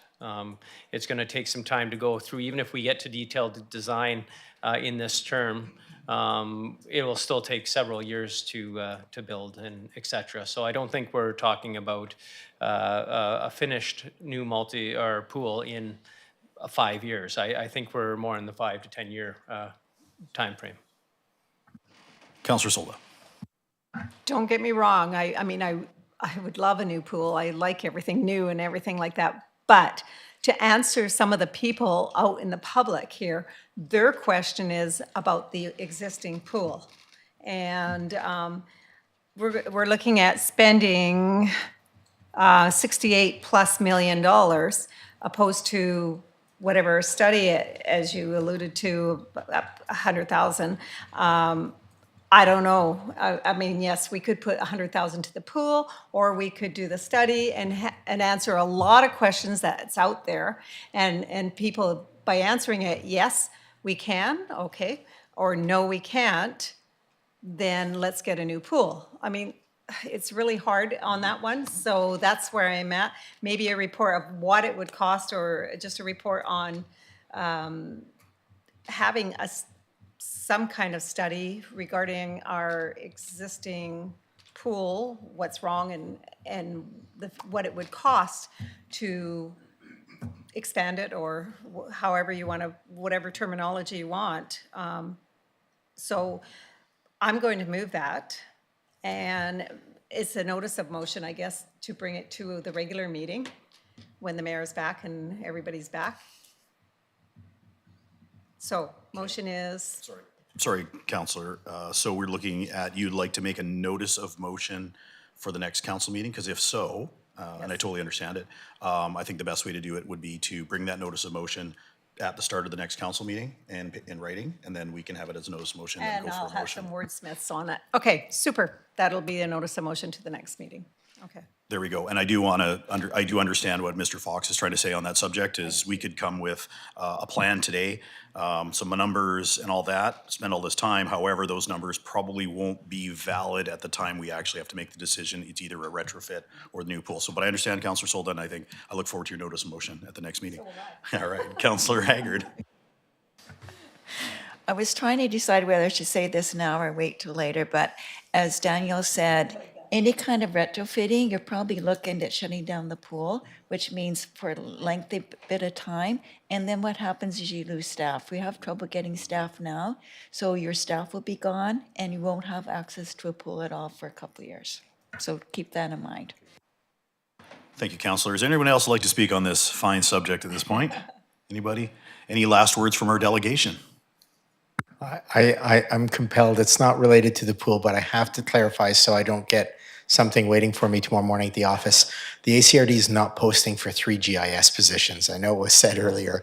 That is not correct. Thank you. Thank you very much. Thank you very much to Mr. Harding, Mr. Buttery online. We appreciate all your hard work on behalf of the community. And thank you to the ACRD staff for coming tonight and helping out. And this is all on YouTube, so everybody can go back and take a look at it and all the graphs and all that. So really appreciate all the work you've done to this point. Thank you for coming.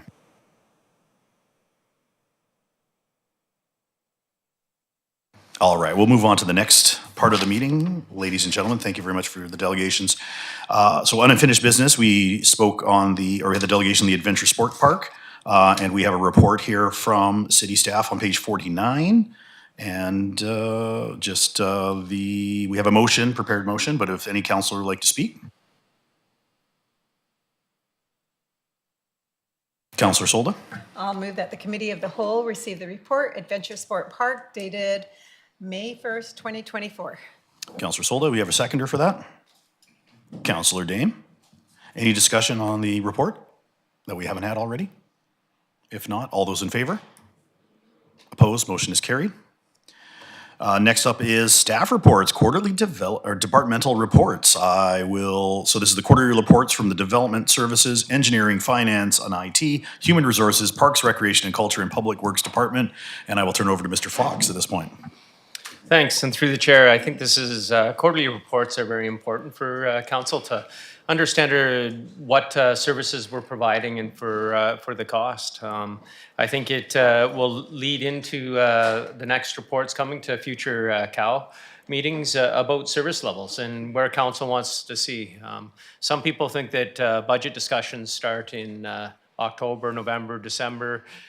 Really, they start now. And when we're looking at the 2025 to 2030 budget for next year, these are the things you have to have on your radar. So I really encourage you to read these reports and understand the good work our staff are doing. And it really shows that with the staff levels that we have and have consistently had for really actually lower, I believe it was in the last 10 years in staff levels, but we've been able to continue a great level of service for the community at a low cost. So I know there's lots of discussion about tax rates. We continue to be among the lowest in populations under 40,000. And I think it's a big kudos to our staff for providing the services we do. And I look forward to all the department reports. I think some good works went in here, and you're gonna see some work towards KPIs, service levels in the quarterly reports that will be discussed in more detail when we talk about service levels. Thank you, Mr. Fox. Appreciate that. So for everyone online, it is page 89 of the agenda and where the reports start, and you can find that on the city website. And just a note, the GIS is part of it on page 94 for our speaker from earlier. She's still here. She's not here. That's okay. Charlene watches online, so you're more than welcome to, Charlene, to look at page 94 when it comes to the GIS and the questions that you had earlier. Is there any questions from the committee members? Councillor Solda. Are we not going to run from through each report? Is that our intent here? Because I sure think the public would like to hear it. Correct. We'll, as soon as, I believe that was just on the overall quarterly report process, but I believe our director of, I'm gonna get it wrong here, Deputy CAO and Director, it's a long title, and Development Services is here to present on his quarterly report first. There you go. Thank you very much, Mr. Fox. Mr. Scott Smith. Thank you, committee members. So I'm pleased to provide the first quarterly report for the Development Services Department on some of the larger projects we're doing, and then I can answer questions. So as council, or as the committee is aware, we've been did a lot of engagement with the community on our OCP earlier this year, with our key topics being on growth scenarios and climate action. And at a recent Committee of the Whole meeting, a What We Heard report was presented to the Committee of the Whole and endorsed by Council from all that engagement that occurred during that. Direct engagement has also occurred with the Sechot community, and as of just last week, we also had direct engagement with the Hepetcheseth community, and their feedback will be certainly considered and included as we move forward. The city will now begin, as council endorsed, the alternative growth scenario and the greenhouse gas targets. We'll begin some of the policy development to address those key topics and integrate the community ideas that as were appropriate. And then, of course, we will have further engagement with council, First Nations, and the community as we continue through this OCP process, with the goal of having it in front of council for adoption by the end of the year. The province made major changes to the Local Government Act under Bill 44 It was not the city enabling that. The province provides legislation that enables local government to do what we do. So they adopted a new Bill 44, which requires municipal zoning bylaws to permit small-scale multi-unit housing on properties that were traditionally zoned single-family and duplex dwellings. In the city of Port Alberni's context, that will be up to 4 dwelling units, not 6. 6 is, there's a lot of complexity to this legislation, and it applies differently depending on a number of circumstances. Within the local context, it'll be potentially up to 4 dwelling units on each lot. Local governments are required to have these changes to their zoning bylaw adopted by June 30th of 2024, and no public hearing can be held for the purpose of complying with this legislation. The province did provide a fairly detailed policy manual and site standard that local governments must consider while we were making changes to the zoning bylaw to establish, to comply with Bill 44. City staff have been working really hard on this work to enable this new small-scale multi-unit housing, and we'll be bringing forward a detailed report, a table comparison submission, and a new zoning bylaw for council's consideration at its May 27th meeting for consideration and discussion. Council may require that you adopted a new development procedures bylaw in 2023. Part of that bylaw delegated authority to staff to approve development permits and minor variances.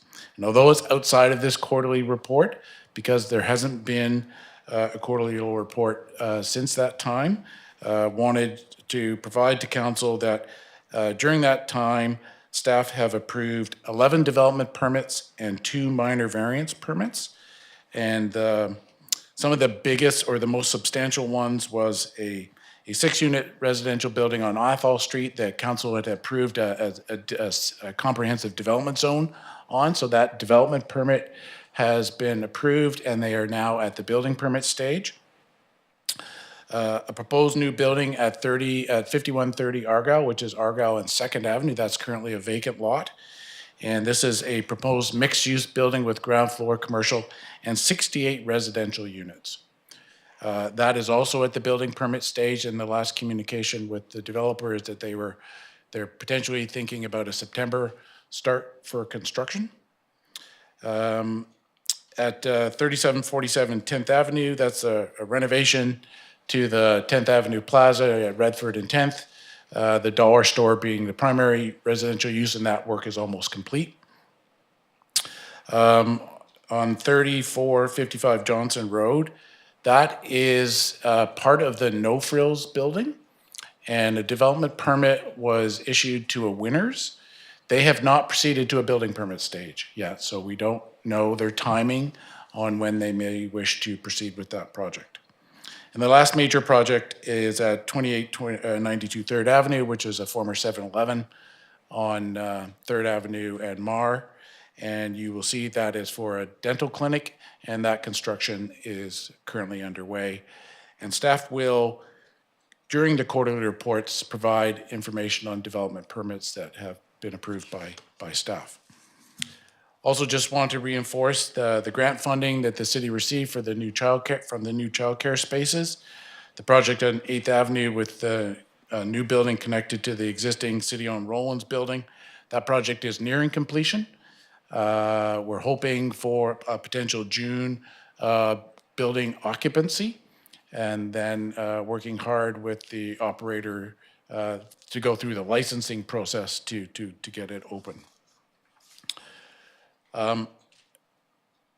The GIS was part of it, but I think the question and the grant that Charlene mentioned was around the Complete Communities project. That is provincially funded, but it is still taxpayers' money. She's absolutely right. The project is actually just underway now. So it hasn't been completed, it's underway. And it's using GIS as an analysis tool. It's not adding to the GIS system. It's using it as an analysis tool to look at our neighborhoods and look at housing, employment opportunities, amenities, services, daily needs, and to use it as a data-driven tool to help support future land use planning decisions, the official community plan, our master plan documents, but also where do we need to put infrastructure? So it'll be a data-driven information that will then help the community plan how it should grow and invest its limited infrastructure dollars going forward. And we're hoping to complete that project in August or September, but we're actually just in the beginning of the analysis stage on that project. So this report provides a brief overview of the larger project work by the department. Department also administers all business licenses, development applications, building permits, and public inquiries. And I'd be very pleased to answer any of the committee's questions. Committee of the Whole, you have any questions for Mr. Smith? All right. Seeing none, there we go. Thank you, Mr. Smith. Appreciate that. Thanks. And through the chair, I'd like to just get the Director of Infrastructure Services to come forward and present on engineering services. Mr. McDonald. Welcome, sir. Welcome. Thanks, Mike. Good evening, Council. I'm here tonight to present the quarterly report for the engineering department. I won't read it verbatim. I'll just go through kind of high-level summary of each area. So just quick overview of the purpose and what the engineering department does is we look after planning, coordinating any engineering work within the city as well as capital projects. We have a couple of project managers that direct and oversee capital projects and programs and act as owners' representatives on behalf of the city. And I also have a couple GIS staff responsible for building and maintaining all of our geospatial database information that supports all departments. Under the first section, engineering, you'll see a table just kind of highlighting some of the Q1 tasks that we completed. Just quick overview, there was development applications, a number of cemetery interment surveys completed, and multiple service connections on the utility side. In addition to this, a big task that we've undertaken in the start of this year is a complete overhaul of our engineering specifications. The previous versions were from 2002, and a lot of it is dated and not up to industry standards. So we're in the process of getting those modernized and following MMCD standards, which is used across the province. Under the GIS department, we are doing a major overhaul right now to modernize and bring our systems in line with what municipalities typically see. I like to describe what we're working on right now. It's a lot of under the hood type work. It's a lot of data work. It's updating addressing, creating lots of layers and basically getting all the background information that we can put into GIS to further support programs down the road. Getting into the capital project section, we had one of my project managers, Dave Arsenault, looks after all the master plans. As a reminder, we presented to COW on February 20th, a quick update, but I'll quickly summarize what we've accomplished since then. We currently have all of the master plans past the shortlisting expression of interest point. We have already awarded and have engaged with the consultant for the Parks, Rec and Culture master plan, as well as the, in conjunction with that, the facilities condition assessment.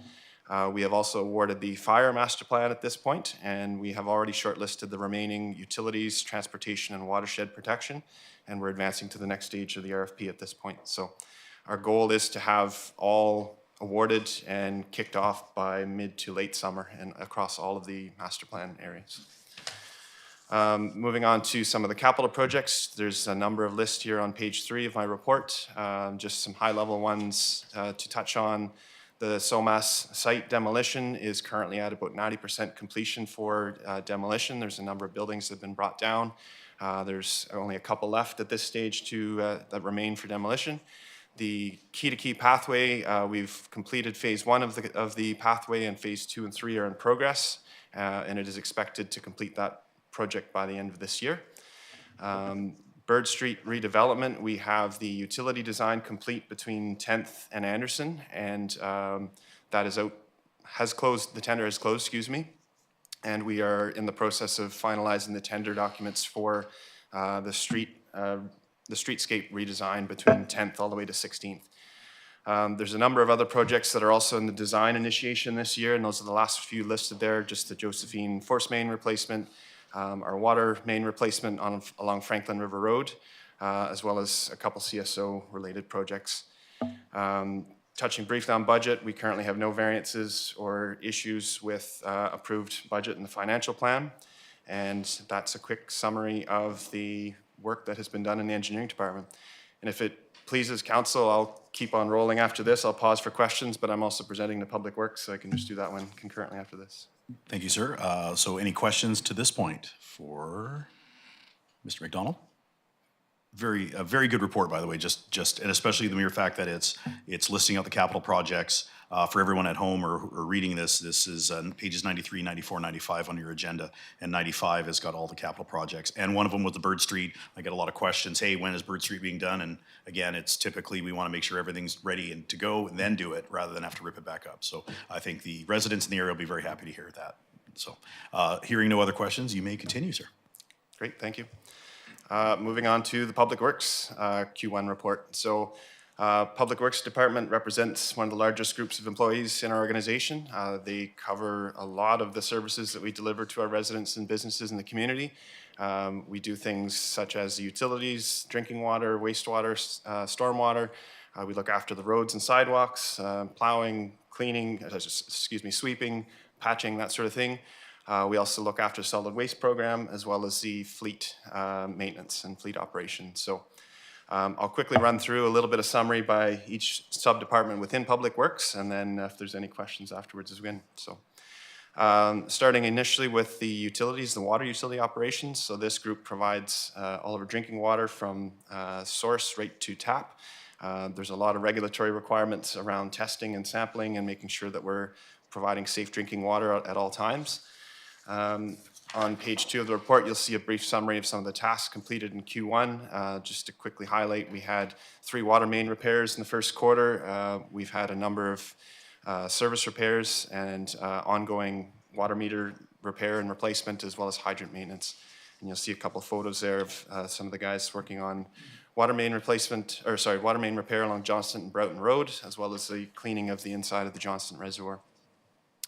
Moving on to sewer operations. So this group is responsible for operation of anything related to stormwater and sanitary sewer. Also look after all of our pump stations as well as the operation of the wastewater treatment plant. You'll see there also a summary table of some of the tasks that were completed in Q1. Similarly, there's a number of regulatory testing requirements in the back end at the wastewater treatment plant that are required under the Ministry of Environment. But you'll see a lot of the work that the folks do in that group. We did a lot of flushing in Q1. We did close to 2 kilometers of flushing mains, then a number of service calls as well as plugged issues with some of the service connections. Moving on to the roads and drainage department. This is one of the larger groups at Public Works, and they essentially have most of the skilled laborers and equipment operators down there. Some of the main responsibilities obviously are on roads and looking after maintenance, snow and ice removal, grading, street sweeping, patching, paving, that sort of stuff, as well as looking after some of the drainage stuff, above ground drainage stuff such as swales and ditches and that sort of thing. You'll see on the next page a quick summary table of the number of tasks that were completed. As you can see, it's a lot of information. Just to give you a couple highlights, some of the stuff that we did in Q1, there was close to 8 kilometers of sidewalk inspections completed, over 360 kilometers of street sweeping completed. This year so far, knock on wood, based on our weather this past winter, we didn't have a super bad winter, so there was 250 hours towards ice mitigation and only 63 hours towards snow removal. And then, as you can see, there's a number of parameters here. If there's any questions, I can certainly touch on those. Moving on next to the fleet department. So we have a small team that looks after all of the maintenance of all of our equipment, and this ranges from compact cars all the way up to excavators, to generators at some of our lift stations and critical facilities like City Hall and Fire Hall. Quick summary table there. You can see just based on the number of service, we group them together based on whether it's inspection or repair or just a fluid change, and we also complete our own in-house commercial vehicle inspections. So that was what was completed in Q1. Moving on to solid waste, we have a team that works in partnership with the ACRD when collecting 3-stream solid waste. So that's your garbage, organics, and recycling. You'll see a nice little summary table there showing the tonnage collected in the first 3 months of this year. And this team is also responsible for maintaining all the carts. So if there's any issues with people's carts, they do repairs and replacements and those types of things. Moving on to the budget overview, in discussion with the Director of Finance, we felt that it was not to get too far in the weeds regarding the budget with Public Works, but it's such a broad area and a lot of our tasks are not linearly spent throughout the season, so it depends on what we're doing, whether it's winter or summer. But suffice to say, there are no concerns at this time with any budget overages or any spending as such, and similarly to any capital projects that the Public Works team's involved in. So in summary, a lot happening in that world. There's a lot of folks doing a lot of great work for our community. Moving into Q2, you'll see a shift in a lot of our operations as we move from winter into spring and summer, and you'll see a lot of stuff coming out of winterization and cleaning and getting into bridge inspections and cleaning and as well. So with that, I'll open up to any questions Council may have. Thank you very much, sir. Appreciate that. Just for everyone at home, that was on page 113. There was a bit of a gap there, but of course, trying to make it as efficient as possible. And nothing but respect for our Public Works staff, both past and present, really, keeping everything flowing in the community for years and years. And so do appreciate that. And if you have a chance and you drive by someone in Public Works in town, give them a honk and give them a wave, because they do a lot of work and a lot of stuff that you may not see. So they do a lot of great work for the community. Councillor Sold, I believe, had her hand up. Just two. Line painting. Is there going to be line painting soon with our streets? I know the weather is not the greatest totally, but when are we doing that? Yes, of course, it's certainly very weather dependent, and now that we've gotten into warmer weather and more consistent sunshine and less rain, one of the first tasks we do is a lot of street sweeping to try to clean up the streets prior to any painting happening, of course. So you'll see that those tasks starting very quickly here in the next couple of weeks. Excellent, because there's been a lot of comments and we've heard them before, and the lines are fading. The other one is, I just want to say I really, really like, and if anybody wants to know more about projects, on page 95, there's a detailed timeline for projects, and I went on that site and I clicked it, and it's really interesting because I've never seen that before. So, and it gives, it's a pop-up for each project. So yeah, I just wanted to say thank you for that. Of course. Any other committee members with comments, questions? No? All right. Thank you, sir. Appreciate that. Thank you for your time. Mr. Fox. Great. And moving on to the Director of Finance. He's going to be just giving an overview of the quarterly report for the Financial Department and IT Services. Greetings, Mr. McGifford. The floor is yours, sir. Thank you, Chair Mealy.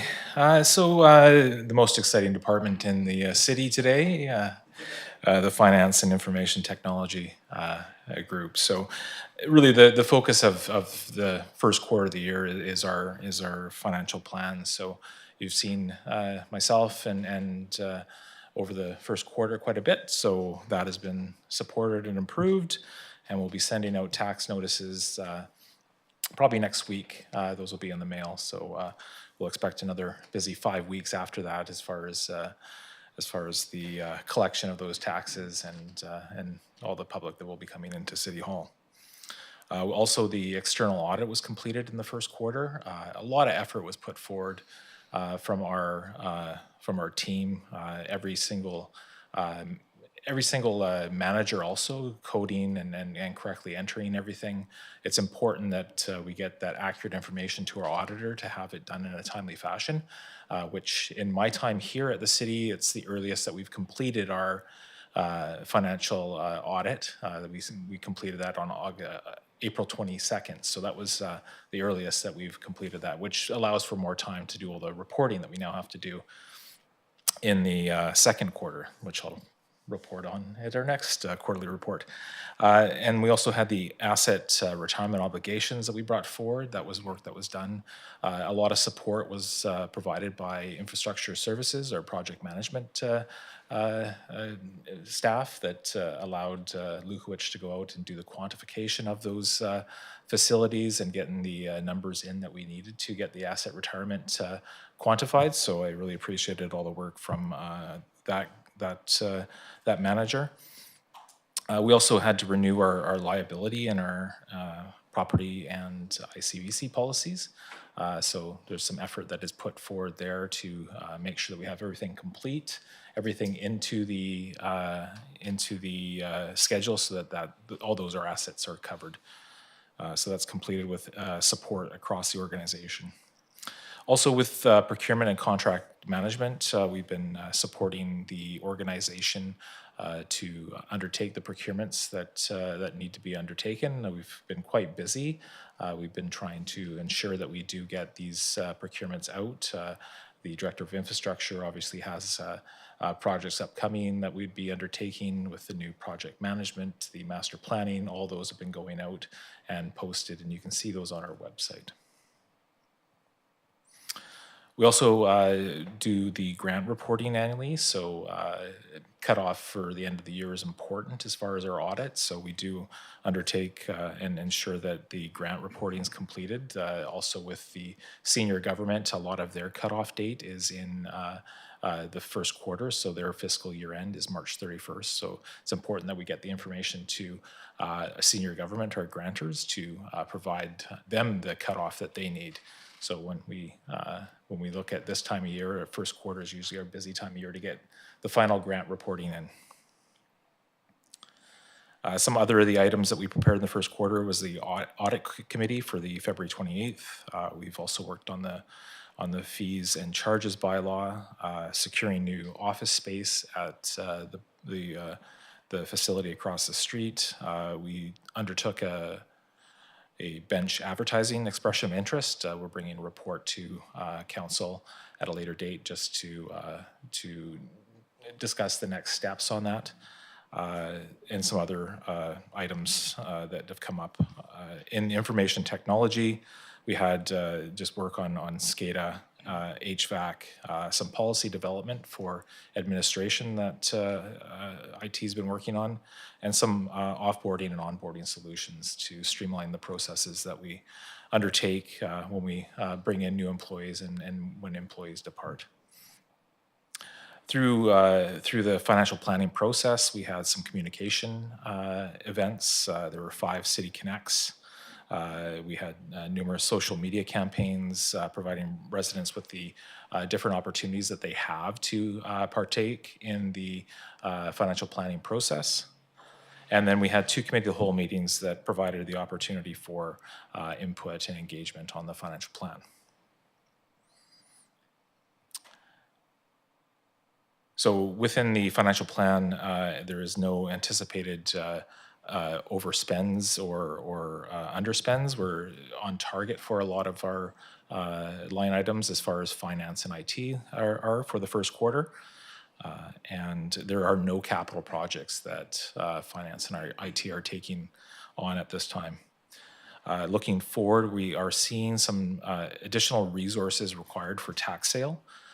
There's some legislative changes that are upcoming that has taken a little bit more time than we anticipated. So we don't know the true impact of that, but it is supporting some of the ombudsperson's recommendations that were made over the last couple of years as far as people that are at risk and supporting and making sure that charge holders and people that own property understand the implications of tax sale. So as we know more, we'd update council, and we'd also ensure that we are following that legislative change. And just looking at all our policies and trying to update our policies is something that we'll be looking to do in the next quarter and into the third quarter. So, and we'll bring that to council as required. But it's kind of the overview of the quarterly report for finance and IT, and I'm open to any questions if the committee has some. Thank you very much, sir. Appreciate that. For everybody at home, that is pages 96 to 99 in the agenda for today's package. Do we have any questions from the committee? Seeing none. Thank you, sir. Appreciate that. And Mr. Fox. Great. Next, we're moving on to Human Resources, and our Director of Human Resources is going to give a quick highlight. I just also want to make it clear for the public and council that there are some topics that we won't be talking about when it comes to human resources and safety, as they're kept in confidence, and we do that in an in-camera meeting when it deals with personnel and other legal issues. Absolutely. Thank you, Mr. Fox. Good point. Ms. Bowden, good to see you. The floor is yours. Thank you. So this is actually the first quarterly Human Resources Department report that I have done for council, so I'm very pleased to be here today. Included in the agenda package is the written quarterly report for the period ending March 31st, 2024. I'll touch on just a few of the pieces of it here verbally. At a very high level, the Human Resources Department is responsible for supporting all human resources activities for city departments, as outlined with more specifics in the report. This includes, as I said, all human resources activities, including occupational health and safety, which is a main component. The department is made up of myself and one other employee who is our HR and safety advisor, Dave Coline, and we also receive some administrative support from the Corporate Services Department. Also reporting to me is the city's manager of police support services, Kim Ivizich. She supervises the municipal employees who work at the RCMP detachment, supporting the RCMP by providing administrative services, custody of prisoners, and janitorial activities. So as Mr. Fox noted, and I was going to note as well, it is important to highlight that much of the work done by my department is related to personnel or is of a confidential or sometimes even legal nature, so wouldn't be appropriate to include in this reporting. So a few of the highlights for Q1 for our department include we were leading and supporting the recruitment processes for summer staff for a number of our departments, our outdoor parks and public works, as well as our summer recreation staff. So that's a big big group of work at the beginning of the year each year. As Andrew mentioned, we have been developing some new processes for the administrative side of employee onboarding and offboarding processes with a lot of assistance from our IT friends, which has been fabulous. We've seen a high level of recruitment and employee movement within the organization, and I tried to capture some numbers in the report for your review, and we'll continue to track those. But really just to highlight that for each time we have a recruitment or internal movement, there's a number of processes that have to be gone through to support that. On the safety side, the WorkSafe BC core audit was completed. Some of you may have heard me talking about the core audit in the past, and a corresponding safety action plan was developed. So CORE stands for Certificate of Recognition, and it's a designation that WorkSafe BC will award to employers based on the audit results. The audit's a very comprehensive, time-consuming process and provides us with valuable feedback on the key aspects of our health and safety program. And once again, this year we are successful in the audit and will receive a corresponding financial rebate to our premiums, which is excellent. A number of our key safety statistics are also included in the report, and work within our department continues to support departments to reduce these first aids and some of the lost time injuries, and continue to provide modified work opportunities where appropriate. Violence risk assessment was completed for the public safety building, and a corresponding action item, our action plan for that, coming from that, was completed as well. In the area of police support services, we saw some shifts in long-term staff that resulted in employee movement and corresponding training requirements. We also altered the shift schedule for one group of employees to better support the RCMP members that they are there supporting on a shift-by-shift basis. Looking forward, the priorities for Q2 for our department include, and I think you've heard this from a number of different departments, but a continued review and update of our policies. So we have a number of human resource and safety policies that bear review and updating, modernization in some case. And that's a process we have started, but will require a lot of time and work, and will go into the second and probably into the third quarter this year as well. Continued recruitment efforts in a number of key areas and for a number of key positions. I know council is well aware of the need and the difficulty in filling some roles. We've had some good success in some key roles in recent times, and we'll continue to work on that. And as I mentioned, continued work always on reducing injuries and returning people back to work as quickly as possible. We will launch a citywide training site that has been developed with our new safety advisor, and that'll be really key for a consistent approach to our record keeping and giving managers a tool to be able to ensure that their compliance training for their staff is up to date. And in the area of the RCMP support services, preparation is underway for the implementation of body-worn cameras and the digital evidence management system that will accompany those. And for the RCMP support services side of things, it's really assessing the need for some facility modifications, as well as the administrative support requirements that will come with those body-worn cameras as well. And so with that, I'm happy to answer any questions any of you may have. Thank you very much. Just really quickly before we get to Councillor Haggard, I do just want to point out about the core audit that was done. Not only is the department keeping our employees safe, but trained and certified, and also because it was a score of 89%, this will result in a rebate of approximately $48,000 to the city's annual WorkSafe BC premiums for 2023. So obviously that's less that the taxpayers have to pay. So thank you very much for all the hard work. So Councillor Haggard had questions. Thank you. Krista, would I be interested in hearing from you, and not tonight, but sometime just to keep in the back of your mind, if you have potential employees that are interested in moving to Port Alberni, but decide not to for whatever reason, if you could just give us some feedback.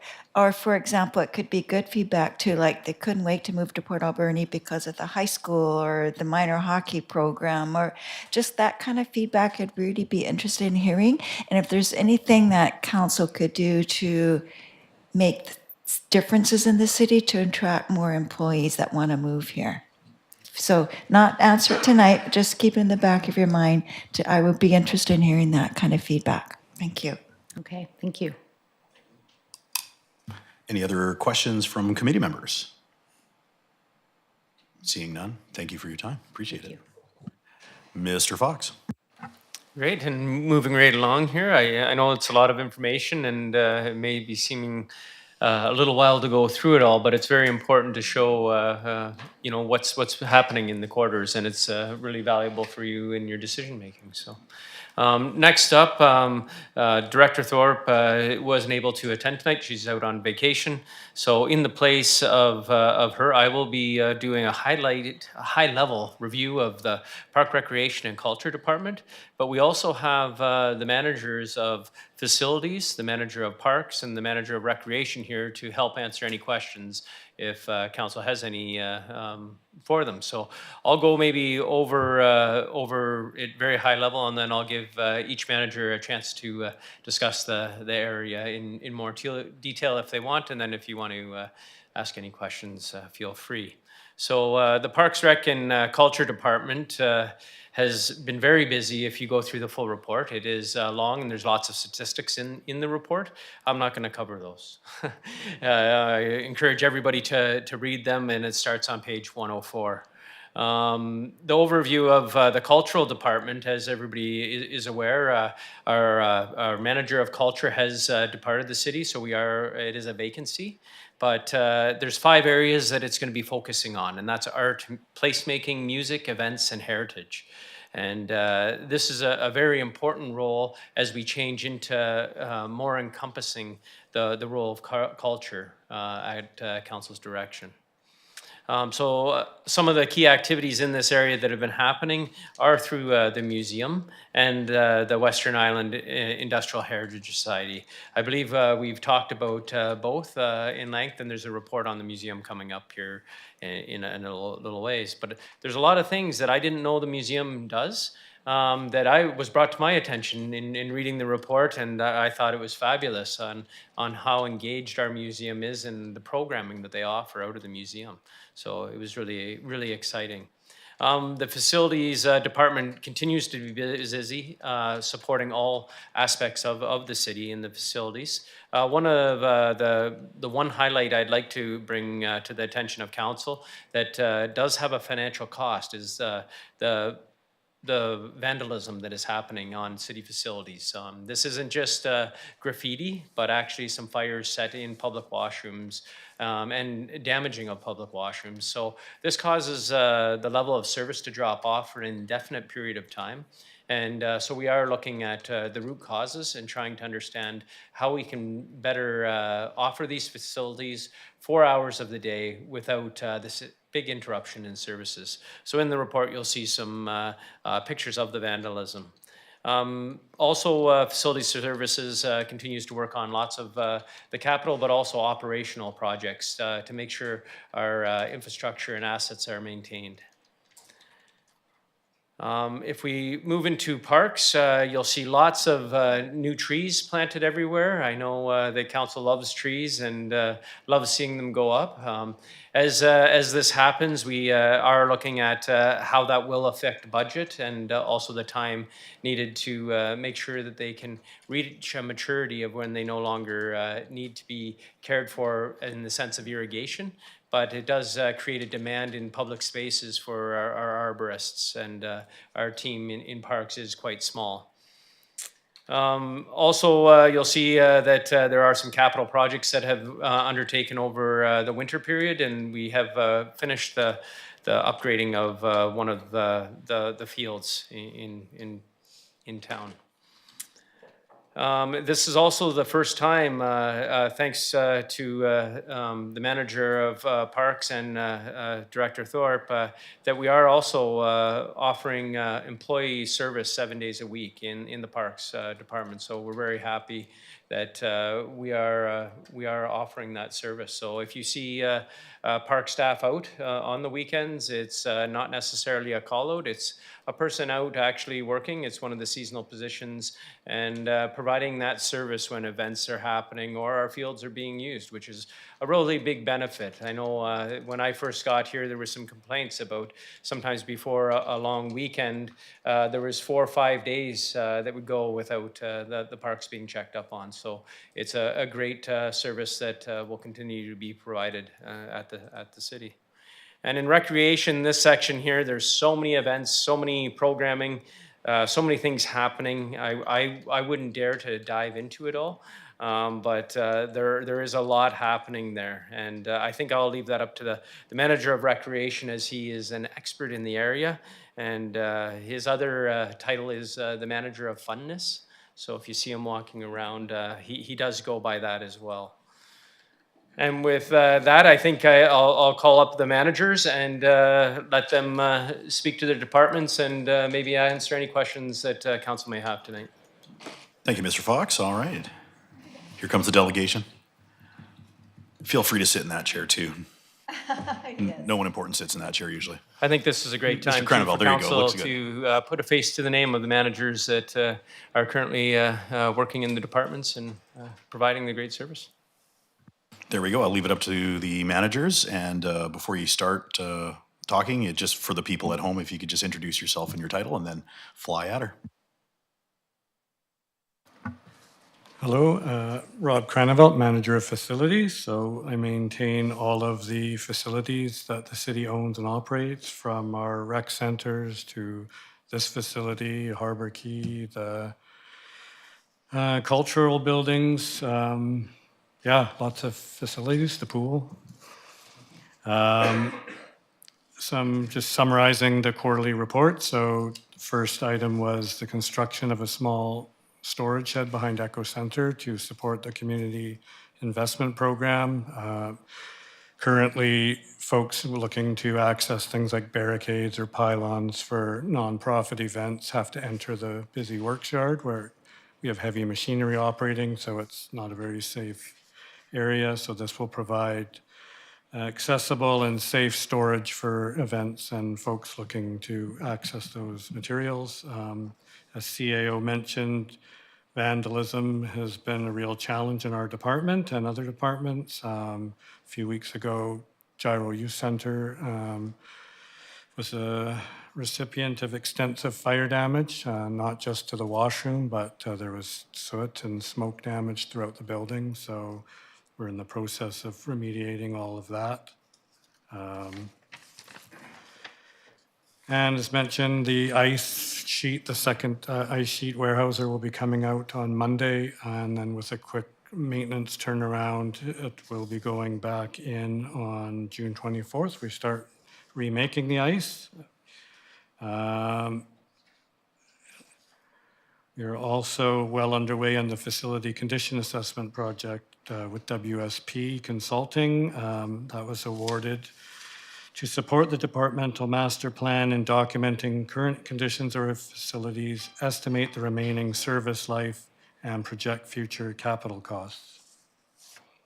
And with that, if anyone has any questions. Councillor Solda. So vandalism is big in Port Alberni, not just in our facilities, but all over. But what I want to touch on is the vandalism in ours.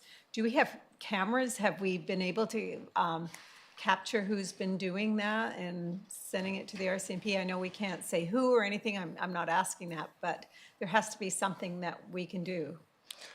Great question. So at some of our facilities, we do have cameras, although we find them, they are more reactive. So we're able to pull footage of some of the events after they happened.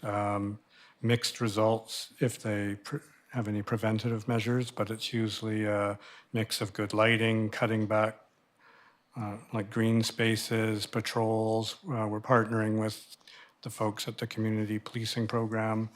They're providing some extra patrols, investing in vandal-proof hardware, and we take and then public awareness campaigns on respecting public spaces. So it's kind of a multifaceted approach to try to curb the vandalism.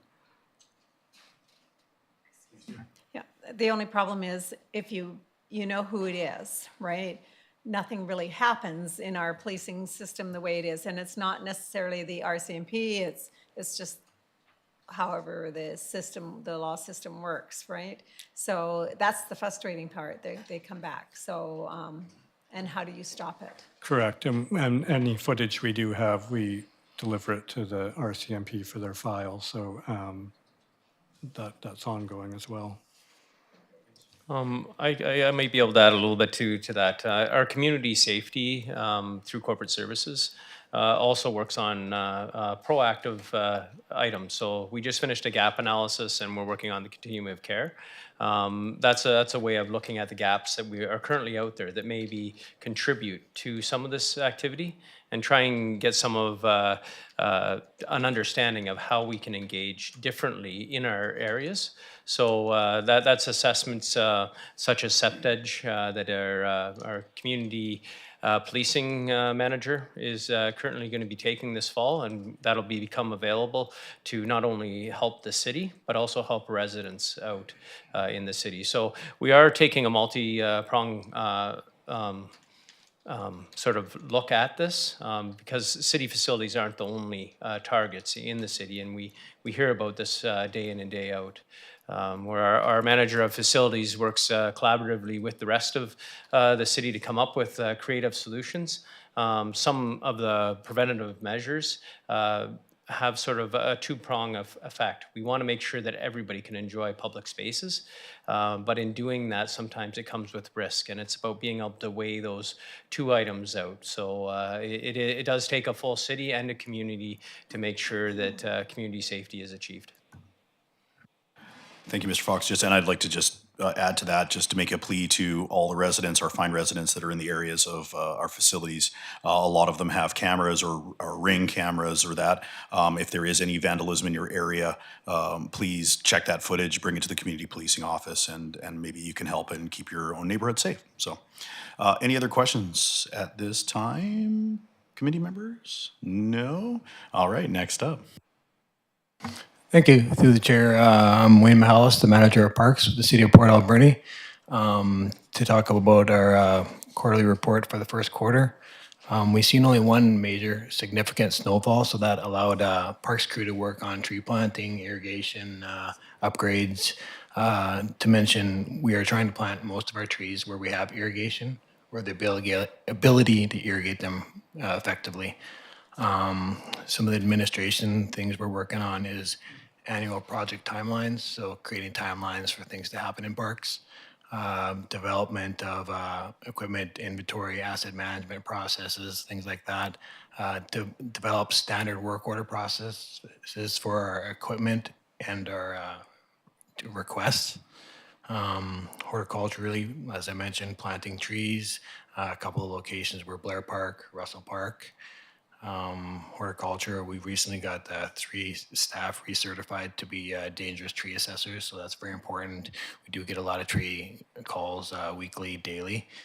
Mechanically, working on our processes for developing equipment maintenance, going through all of our equipment in a yearly timeline.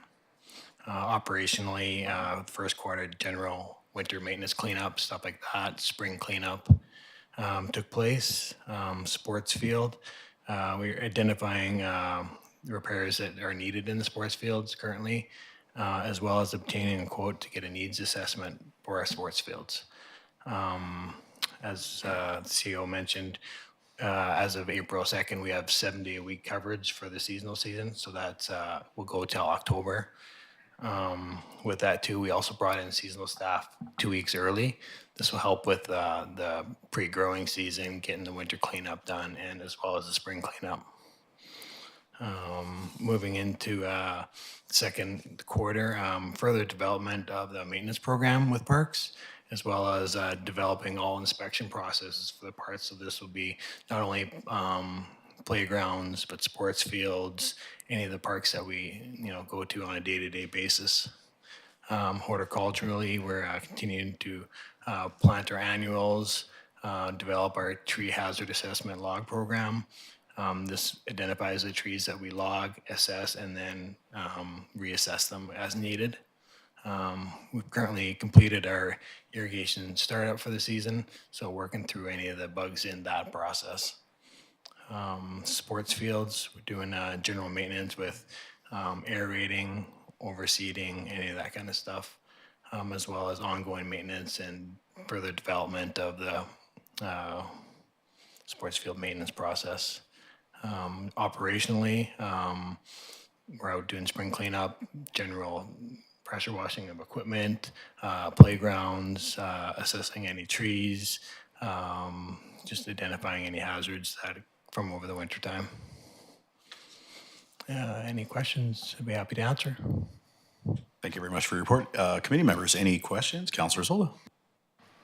So the trees we're planting, in the past, we've taken trees down because the roots have lifted up sidewalks and stuff like that. We are watching for that, right? That we don't have to dig in 25 years these trees up. And we did this in other areas. And the second question is, Parks and Rec also handles the pressure washing down at the Harbor Quay. Has that been done? I don't know. So I'm just kind of curious. And if it's not, will it, I mean, they've done the sidewalks and stuff like that in the past. So will there be, that be maintained too? Thank you for the question through the chair. Currently, we are pressure washing, so we're Victoria Key area, moving through the tennis courts area and then down to Harbor Quay. And as far as tree planting, we are anything that needs to be removed due to infrastructure or a dangerous tree assessment. We do remove the tree, assess the tree, and then plant a proper tree in its place that is specific to that area and will only grow to the proper size for that area. Any other questions for this part of the presentation? No? Alrighty then. Thank you very much, sir. And thank you very much for all your hard work. Appreciate it. To the Director of Funness, is that what we got here? I'm not the Director of Funness, I'm the Manager of Funness, but thank you. Maybe we can work on that. My name is Sean Burgoyne. I'm the Recreation Services Manager, also known as the Manager of Funness. I oversee the recreation programs and services and special events that happen in our facilities throughout our community. Our facilities that we run programs in include the pool, Echo Center, Gyro, Glenwood, the multiplex. I oversee 3 programmers, 2 in recreation, 1 in aquatics, and as well as a concession coordinator who makes sure that the food and beverages is flowing quickly over the counters during our Bombers and Bulldogs games. Below them, we have about 75 young program assistants and instructors that lead our programs and services in our community, as well as 24-ish lifeguards, with some returning from university as we speak right now. We have seen a spike excuse me, in our registration in our programs and services for children, youth, and adults over the last 6 months to a year. And I'm really happy that in 2024 that growth continues in our areas. We also continue to have a large wait list of our programs, which is great to see. And so we're working at finding ways to get more of our community into our programs and services. In the aquatics department, we continue to have some challenges with staffing, offering swimming lessons, and we are actively training when we can and recruiting the right staff to join our teams. Over the last few months, we've applied for grants to support our programs and services, such as our BCRPA Family Day event that happens in February. Our Participation Community Grant goes towards our the month of June for our Canada's Most Active Community Challenge, which we encourage all of Port Alberni and the ACRD residents to sign up and get active during the month of June.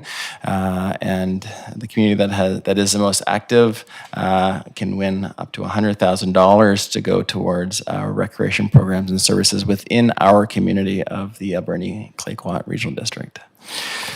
We've applied for a Canada Summer Jobs Grant. Unfortunately, we haven't heard yet, so fingers crossed that we'll have some news over the next couple weeks regarding that for our summer. We've offered a number of special events throughout the year, but for the first quarter, we did our Family Day event as well as our Easter Extravaganza. Both had great turnouts with children and family. In the pool, in the aquatic area, we consistently have numbers of admissions and membership scans each month, which is great. Swimming lessons, unfortunately, have declined due to instructors being able to teach on scheduled days and times, and we are actively working on training our current staff to be more comfortable teaching swimming lessons in our area. So I hope that in the coming quarterly reports that I'll have better numbers for council to see. We have offered lifeguarding courses. Unfortunately, we've had to cancel those programs due to a lack of registration and trying to get more creative with getting the word out to the community about the opportunities that are available for lifeguards and swim instructors within our community, and the great job opportunity is for them either in Port Alberni or outside when they go away to university. I'm really happy with the work that our recreation programmers have been doing with expanding and growing programs at the arena as well as at our community center, to a point that we are probably maxed out with a lot of our programs and our facilities, that we have actually reached out to local businesses to take on programs in their place of business. As an example, we've partnered with Dog Mountain, and we've offered a beer mug pottery session that you build your own stein and you get to drink out of it, and to the point that it filled up within the first day of registration, and we have a huge wait list. So just an example of the creativity our programmers are doing to create more opportunities for the community.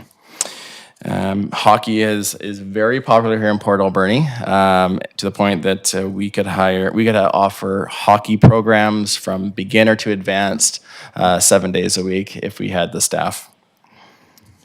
Public sessions at the arena continue to be popular. We also have a very popular mountain bike trail riding program that started about 2 years ago, and again, it progresses from beginner to advanced, and we have a great group of instructors that are very passionate about bringing trail riding to the community and teaching proper riding etiquette and techniques so that they're better on the trails. Adult programming does well. We've expanded into new areas, pottery, arts and crafts, fitness, dance even, and numbers are again increasing.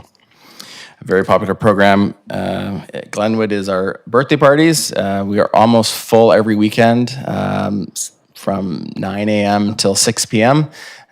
Anywhere from 20 to 30 kids every party having a good time, and it was probably a great program that started about 4 years ago, kind of during COVID.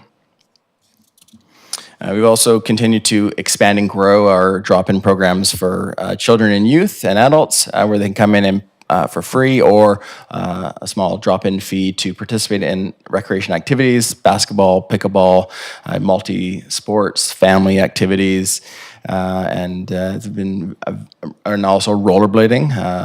We recently installed disco lighting, and it's been a huge hit with families. And from what I understand, roller skating was very popular back in the day, and we hope to live up to what it used to be. Kind of moving forward, the Recreation Department and Aquatics will continue to offer a variety of programs and services and special events for children, youth, and adults, and continue to work with the Sunshine Club to promote programs and service for active agers in our community. I'm really happy with the growth that the Sunshine Club has made over the last kind of 2 years, kind of coming out of COVID. They were struck really hard with declining numbers, and I'm really happy with what I'm seeing with the programs that they're offering for our community, and the city will continue to support where they can in those areas. We're heading into summer, and we have about 22 summer staff hired to offer summer camps, trail riding, and currently sitting at about 48% filled for summer camps. So really happy with that. It's 9 weeks of games and activities, both in our facilities and in our community, where they stay active from basically 8 a.m. until 4:30 p.m. And I got hopefully we'll have to see some new programs or new activities happening during our summer camps. This year we started registration for summer back in March, and so it's been based on feedback that we received from the community that they didn't have enough time to plan their summer. So we've now given them 4 extra months to plan their 2-month summer. And so very positive. At this time, I'm happy to answer any questions that you might have. Thank you very much. Really appreciate it, Mr. Burgoyne. Questions? Councillor Patola first. Sorry, Councillor Solar. Councillor Patola. Thank you, Mr. Chair. I only have one question, and I just wanted to know if you're currently exhibiting the official uniform of funness. I try, yes. Councillor Solda. Yeah. My daughter has signed up her kids in every program every week, or every week program. Anyways, for the summer. It's interesting because I know when the program comes out, the schedule of whatever, fall, winter, that people wait for that deadline, that time when they can make that phone call. And I know it's like the last button pressed, right? And I'm sure you go crazy at that time. But what I wanted to talk about is swimming lessons, and we know that's really big in Port Alberni right now. And I just believe in swimming lessons because we're surrounded by water. And with the wait list that's registered here, the preschool lessons wait list is 116 people, the total wait list, and then there's different age groups. I just look at it, we're losing that opportunity for these young people who, as they get older, they're going to get a little leery about the water and not learn as fast, right? To me, I'm kind of concerned about that. So I saw that you're looking for 2 full-time swim instructors. So are in this report, and so what are we looking at when we have full-time? What kind of hours? And also I want to talk about the leadership courses. Have you looked at, or is it offered, bronze medallion and bronze cross and national lifeguard pool option?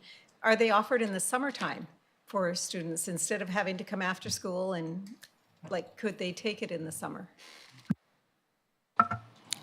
Excellent questions. To make sure I answer them all.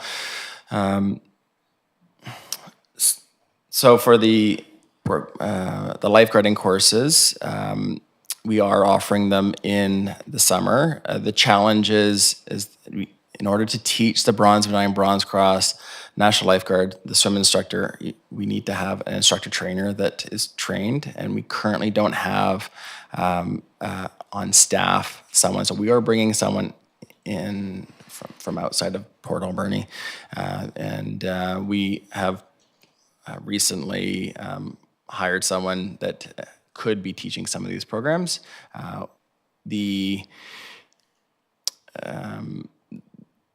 The full-time lifeguard is now referred to as the full-time aquatic team leader position. So it is a supervisor role, and so it's a team leader, someone who is mentor, coaching, and supervising the staff, someone who has experience, someone who can lead their team in an emergency, can recognize challenges that our young lifeguards are having and provide them feedback. And currently, our preference would be that one would work Tuesday to Saturday and then work Sunday to Thursday. With our aquatic program, we're working Monday to Friday. We have been actively recruiting at least to fill those positions since March of 2023. We have had some interest, but not the right interest, and the right candidate hasn't kind of come forward. We will continue to recruit and interview potential candidates for those positions. And they are key positions within our aquatic department, and we need to have them to really support our young lifeguarding team. You know, historically, there has been an older generation, an older age group of lifeguards. It is complete opposite. All of our staff are young. They're under the age of, a majority of them are under the age of 20, and so they need to have that mentorship, and that's what we're focusing on. Swimming lessons, yes, it is a challenge, and we are trying to work to find ways to help our staff be more comfortable teaching swimming lessons. They have to understand that they learn how to teach swimming lessons in basically a 35-hour course, and then they're hired, and then they are thrown in the water essentially with kids, and they teach them how to swim. And so we need to work with them to kind of gain confidence to want to teach our swimming lessons. And we have some instructors that are really good. They're really passionate. They're really good with the young kids and the older kids and teaching them how to swim, but they all need to be our go-to lifeguards and swim instructors.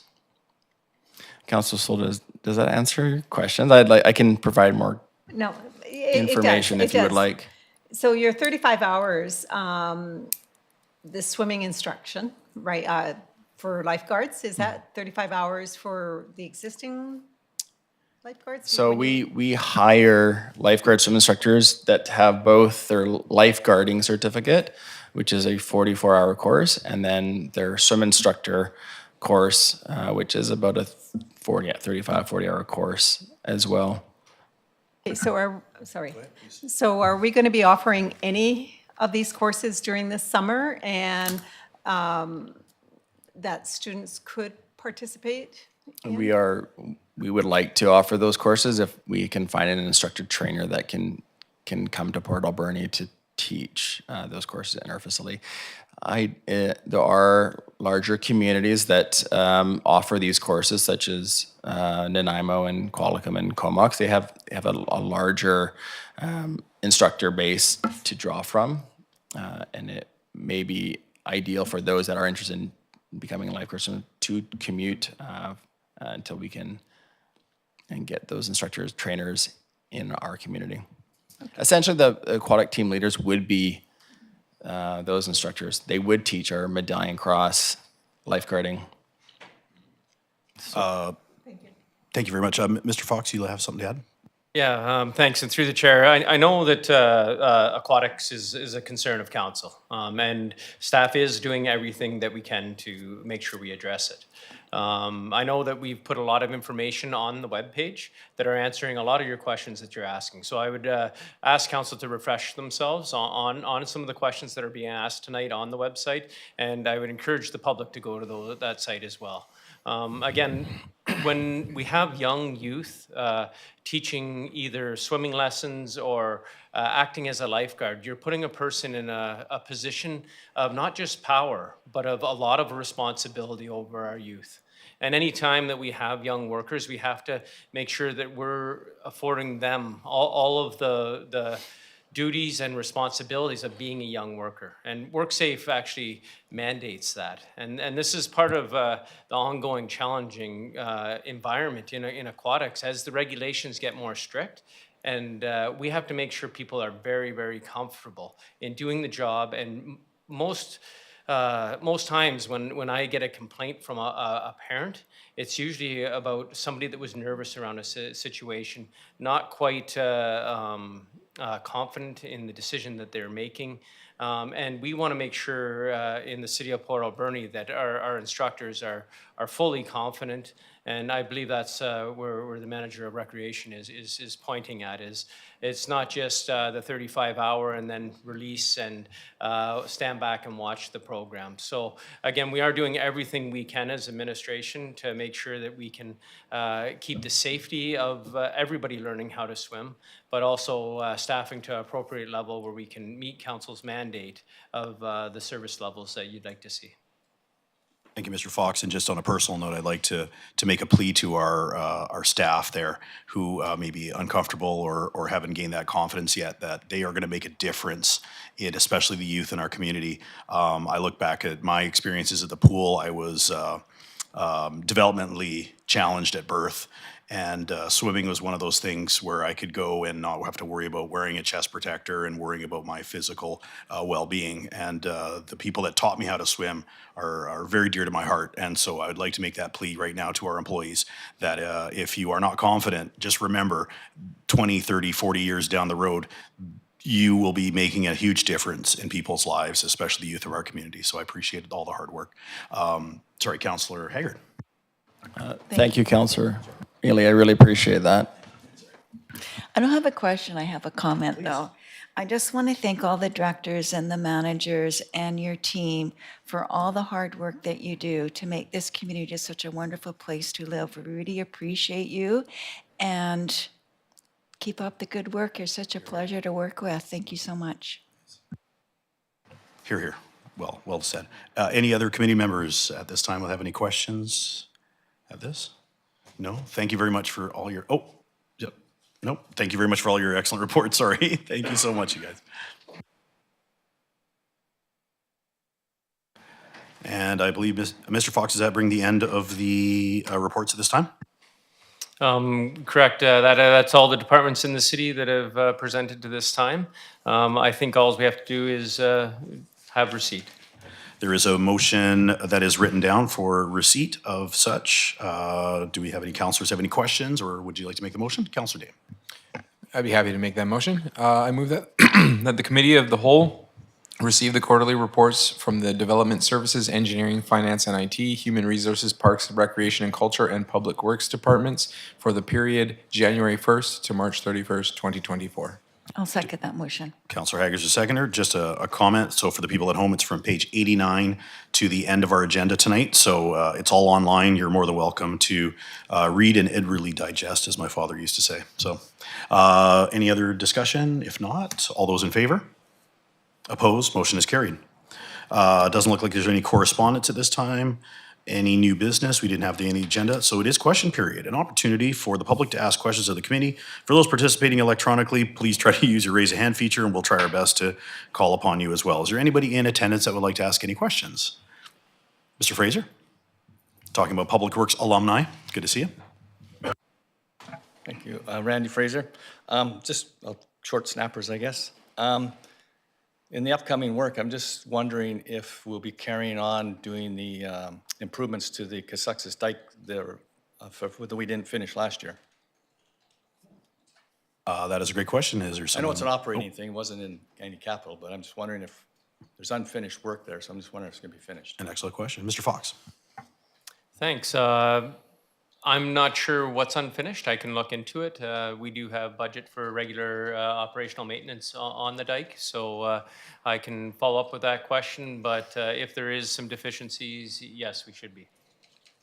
Mr. Fraser, do you know which, what Well, needs they to get had- done? Sorry. There was areas that were marked and cut to be dug out, where some roots have been tripping hazards, and especially the south end coming from the Legion in towards this footbridge. It's very uneven and settled along there. Thank you, sir. We'll get an answer for you. Appreciate that. I have one more question. Sorry, please do, sir. I'm allowed 3, right? So I know the budget process is done, and unfortunately, I wasn't available to be at the public sessions. So I'm just going to go back a little bit, if you can indulge me for a second. But in the capital projects, under the sewer, it was a CSO one, and it had Bird Street, 9th to North Park Drive for $1.2 million. So it kind of caught my attention because Bird Street doesn't run from 9th to North Park Drive. It runs parallel to North Park Drive. So anyways, I emailed a question in wondering what was going on for $1.2 million on Bird Street. And I got the answer of, you're going to do a bunch of utility work. It's from 10th up to Anderson, water storm, sewer, streetscape, which is probably part of the development, right?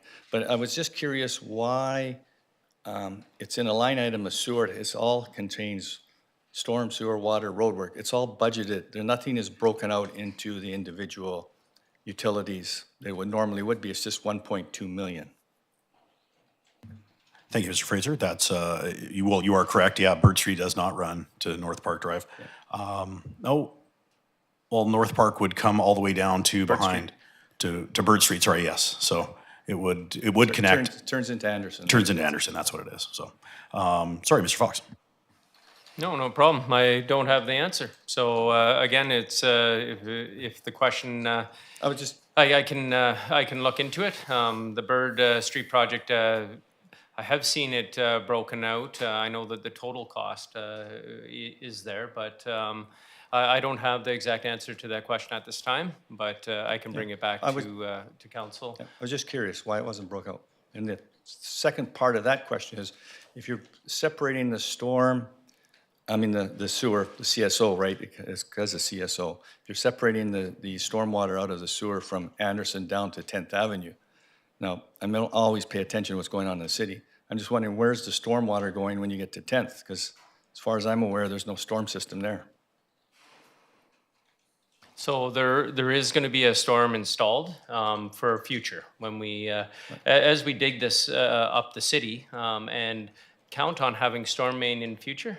Right. We would like to have the infrastructure in the ground so we don't have to redig up within the 30, 35 years. Right, so you're separating, but you'll tie it back into the sewer somewhere. Right? Similar to you did on 7th Avenue last year. I don't have those exact details. Again, okay.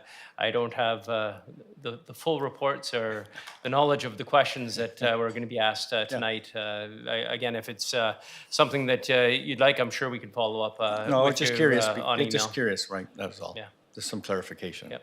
Thank you. Sorry, and just clarification as well. Sorry, Mr. Fraser, I apologize. So 5th Avenue turns into North Park Drive at Bird Street. So I would suggest that if it was 9th to North Park Drive, Bird Street, 9th to North Park Drive, it would be from 5th to 9th. I guess that would be it. But we'll find out from staff. It's always it's 10th Avenue to 16th, right? You're going to do all that, redo Bird Street. Yeah, I got clarification on that. But thank you, sir. Thank you. Oh, Councillor Haggard. I was wondering if I could make a suggestion to staff. It seems like every meeting we have issues with public people that are online that can't somehow get unmuted. I was wondering if you could set up an email address that just for meetings that people, if they can't get online, that they could send in their question via email and our corporate officer could access that email during the meeting.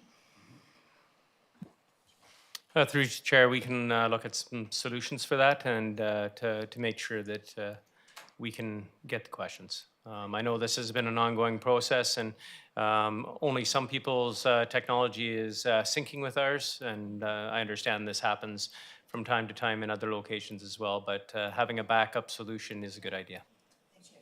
Thank you very much. Thank you for your suggestion.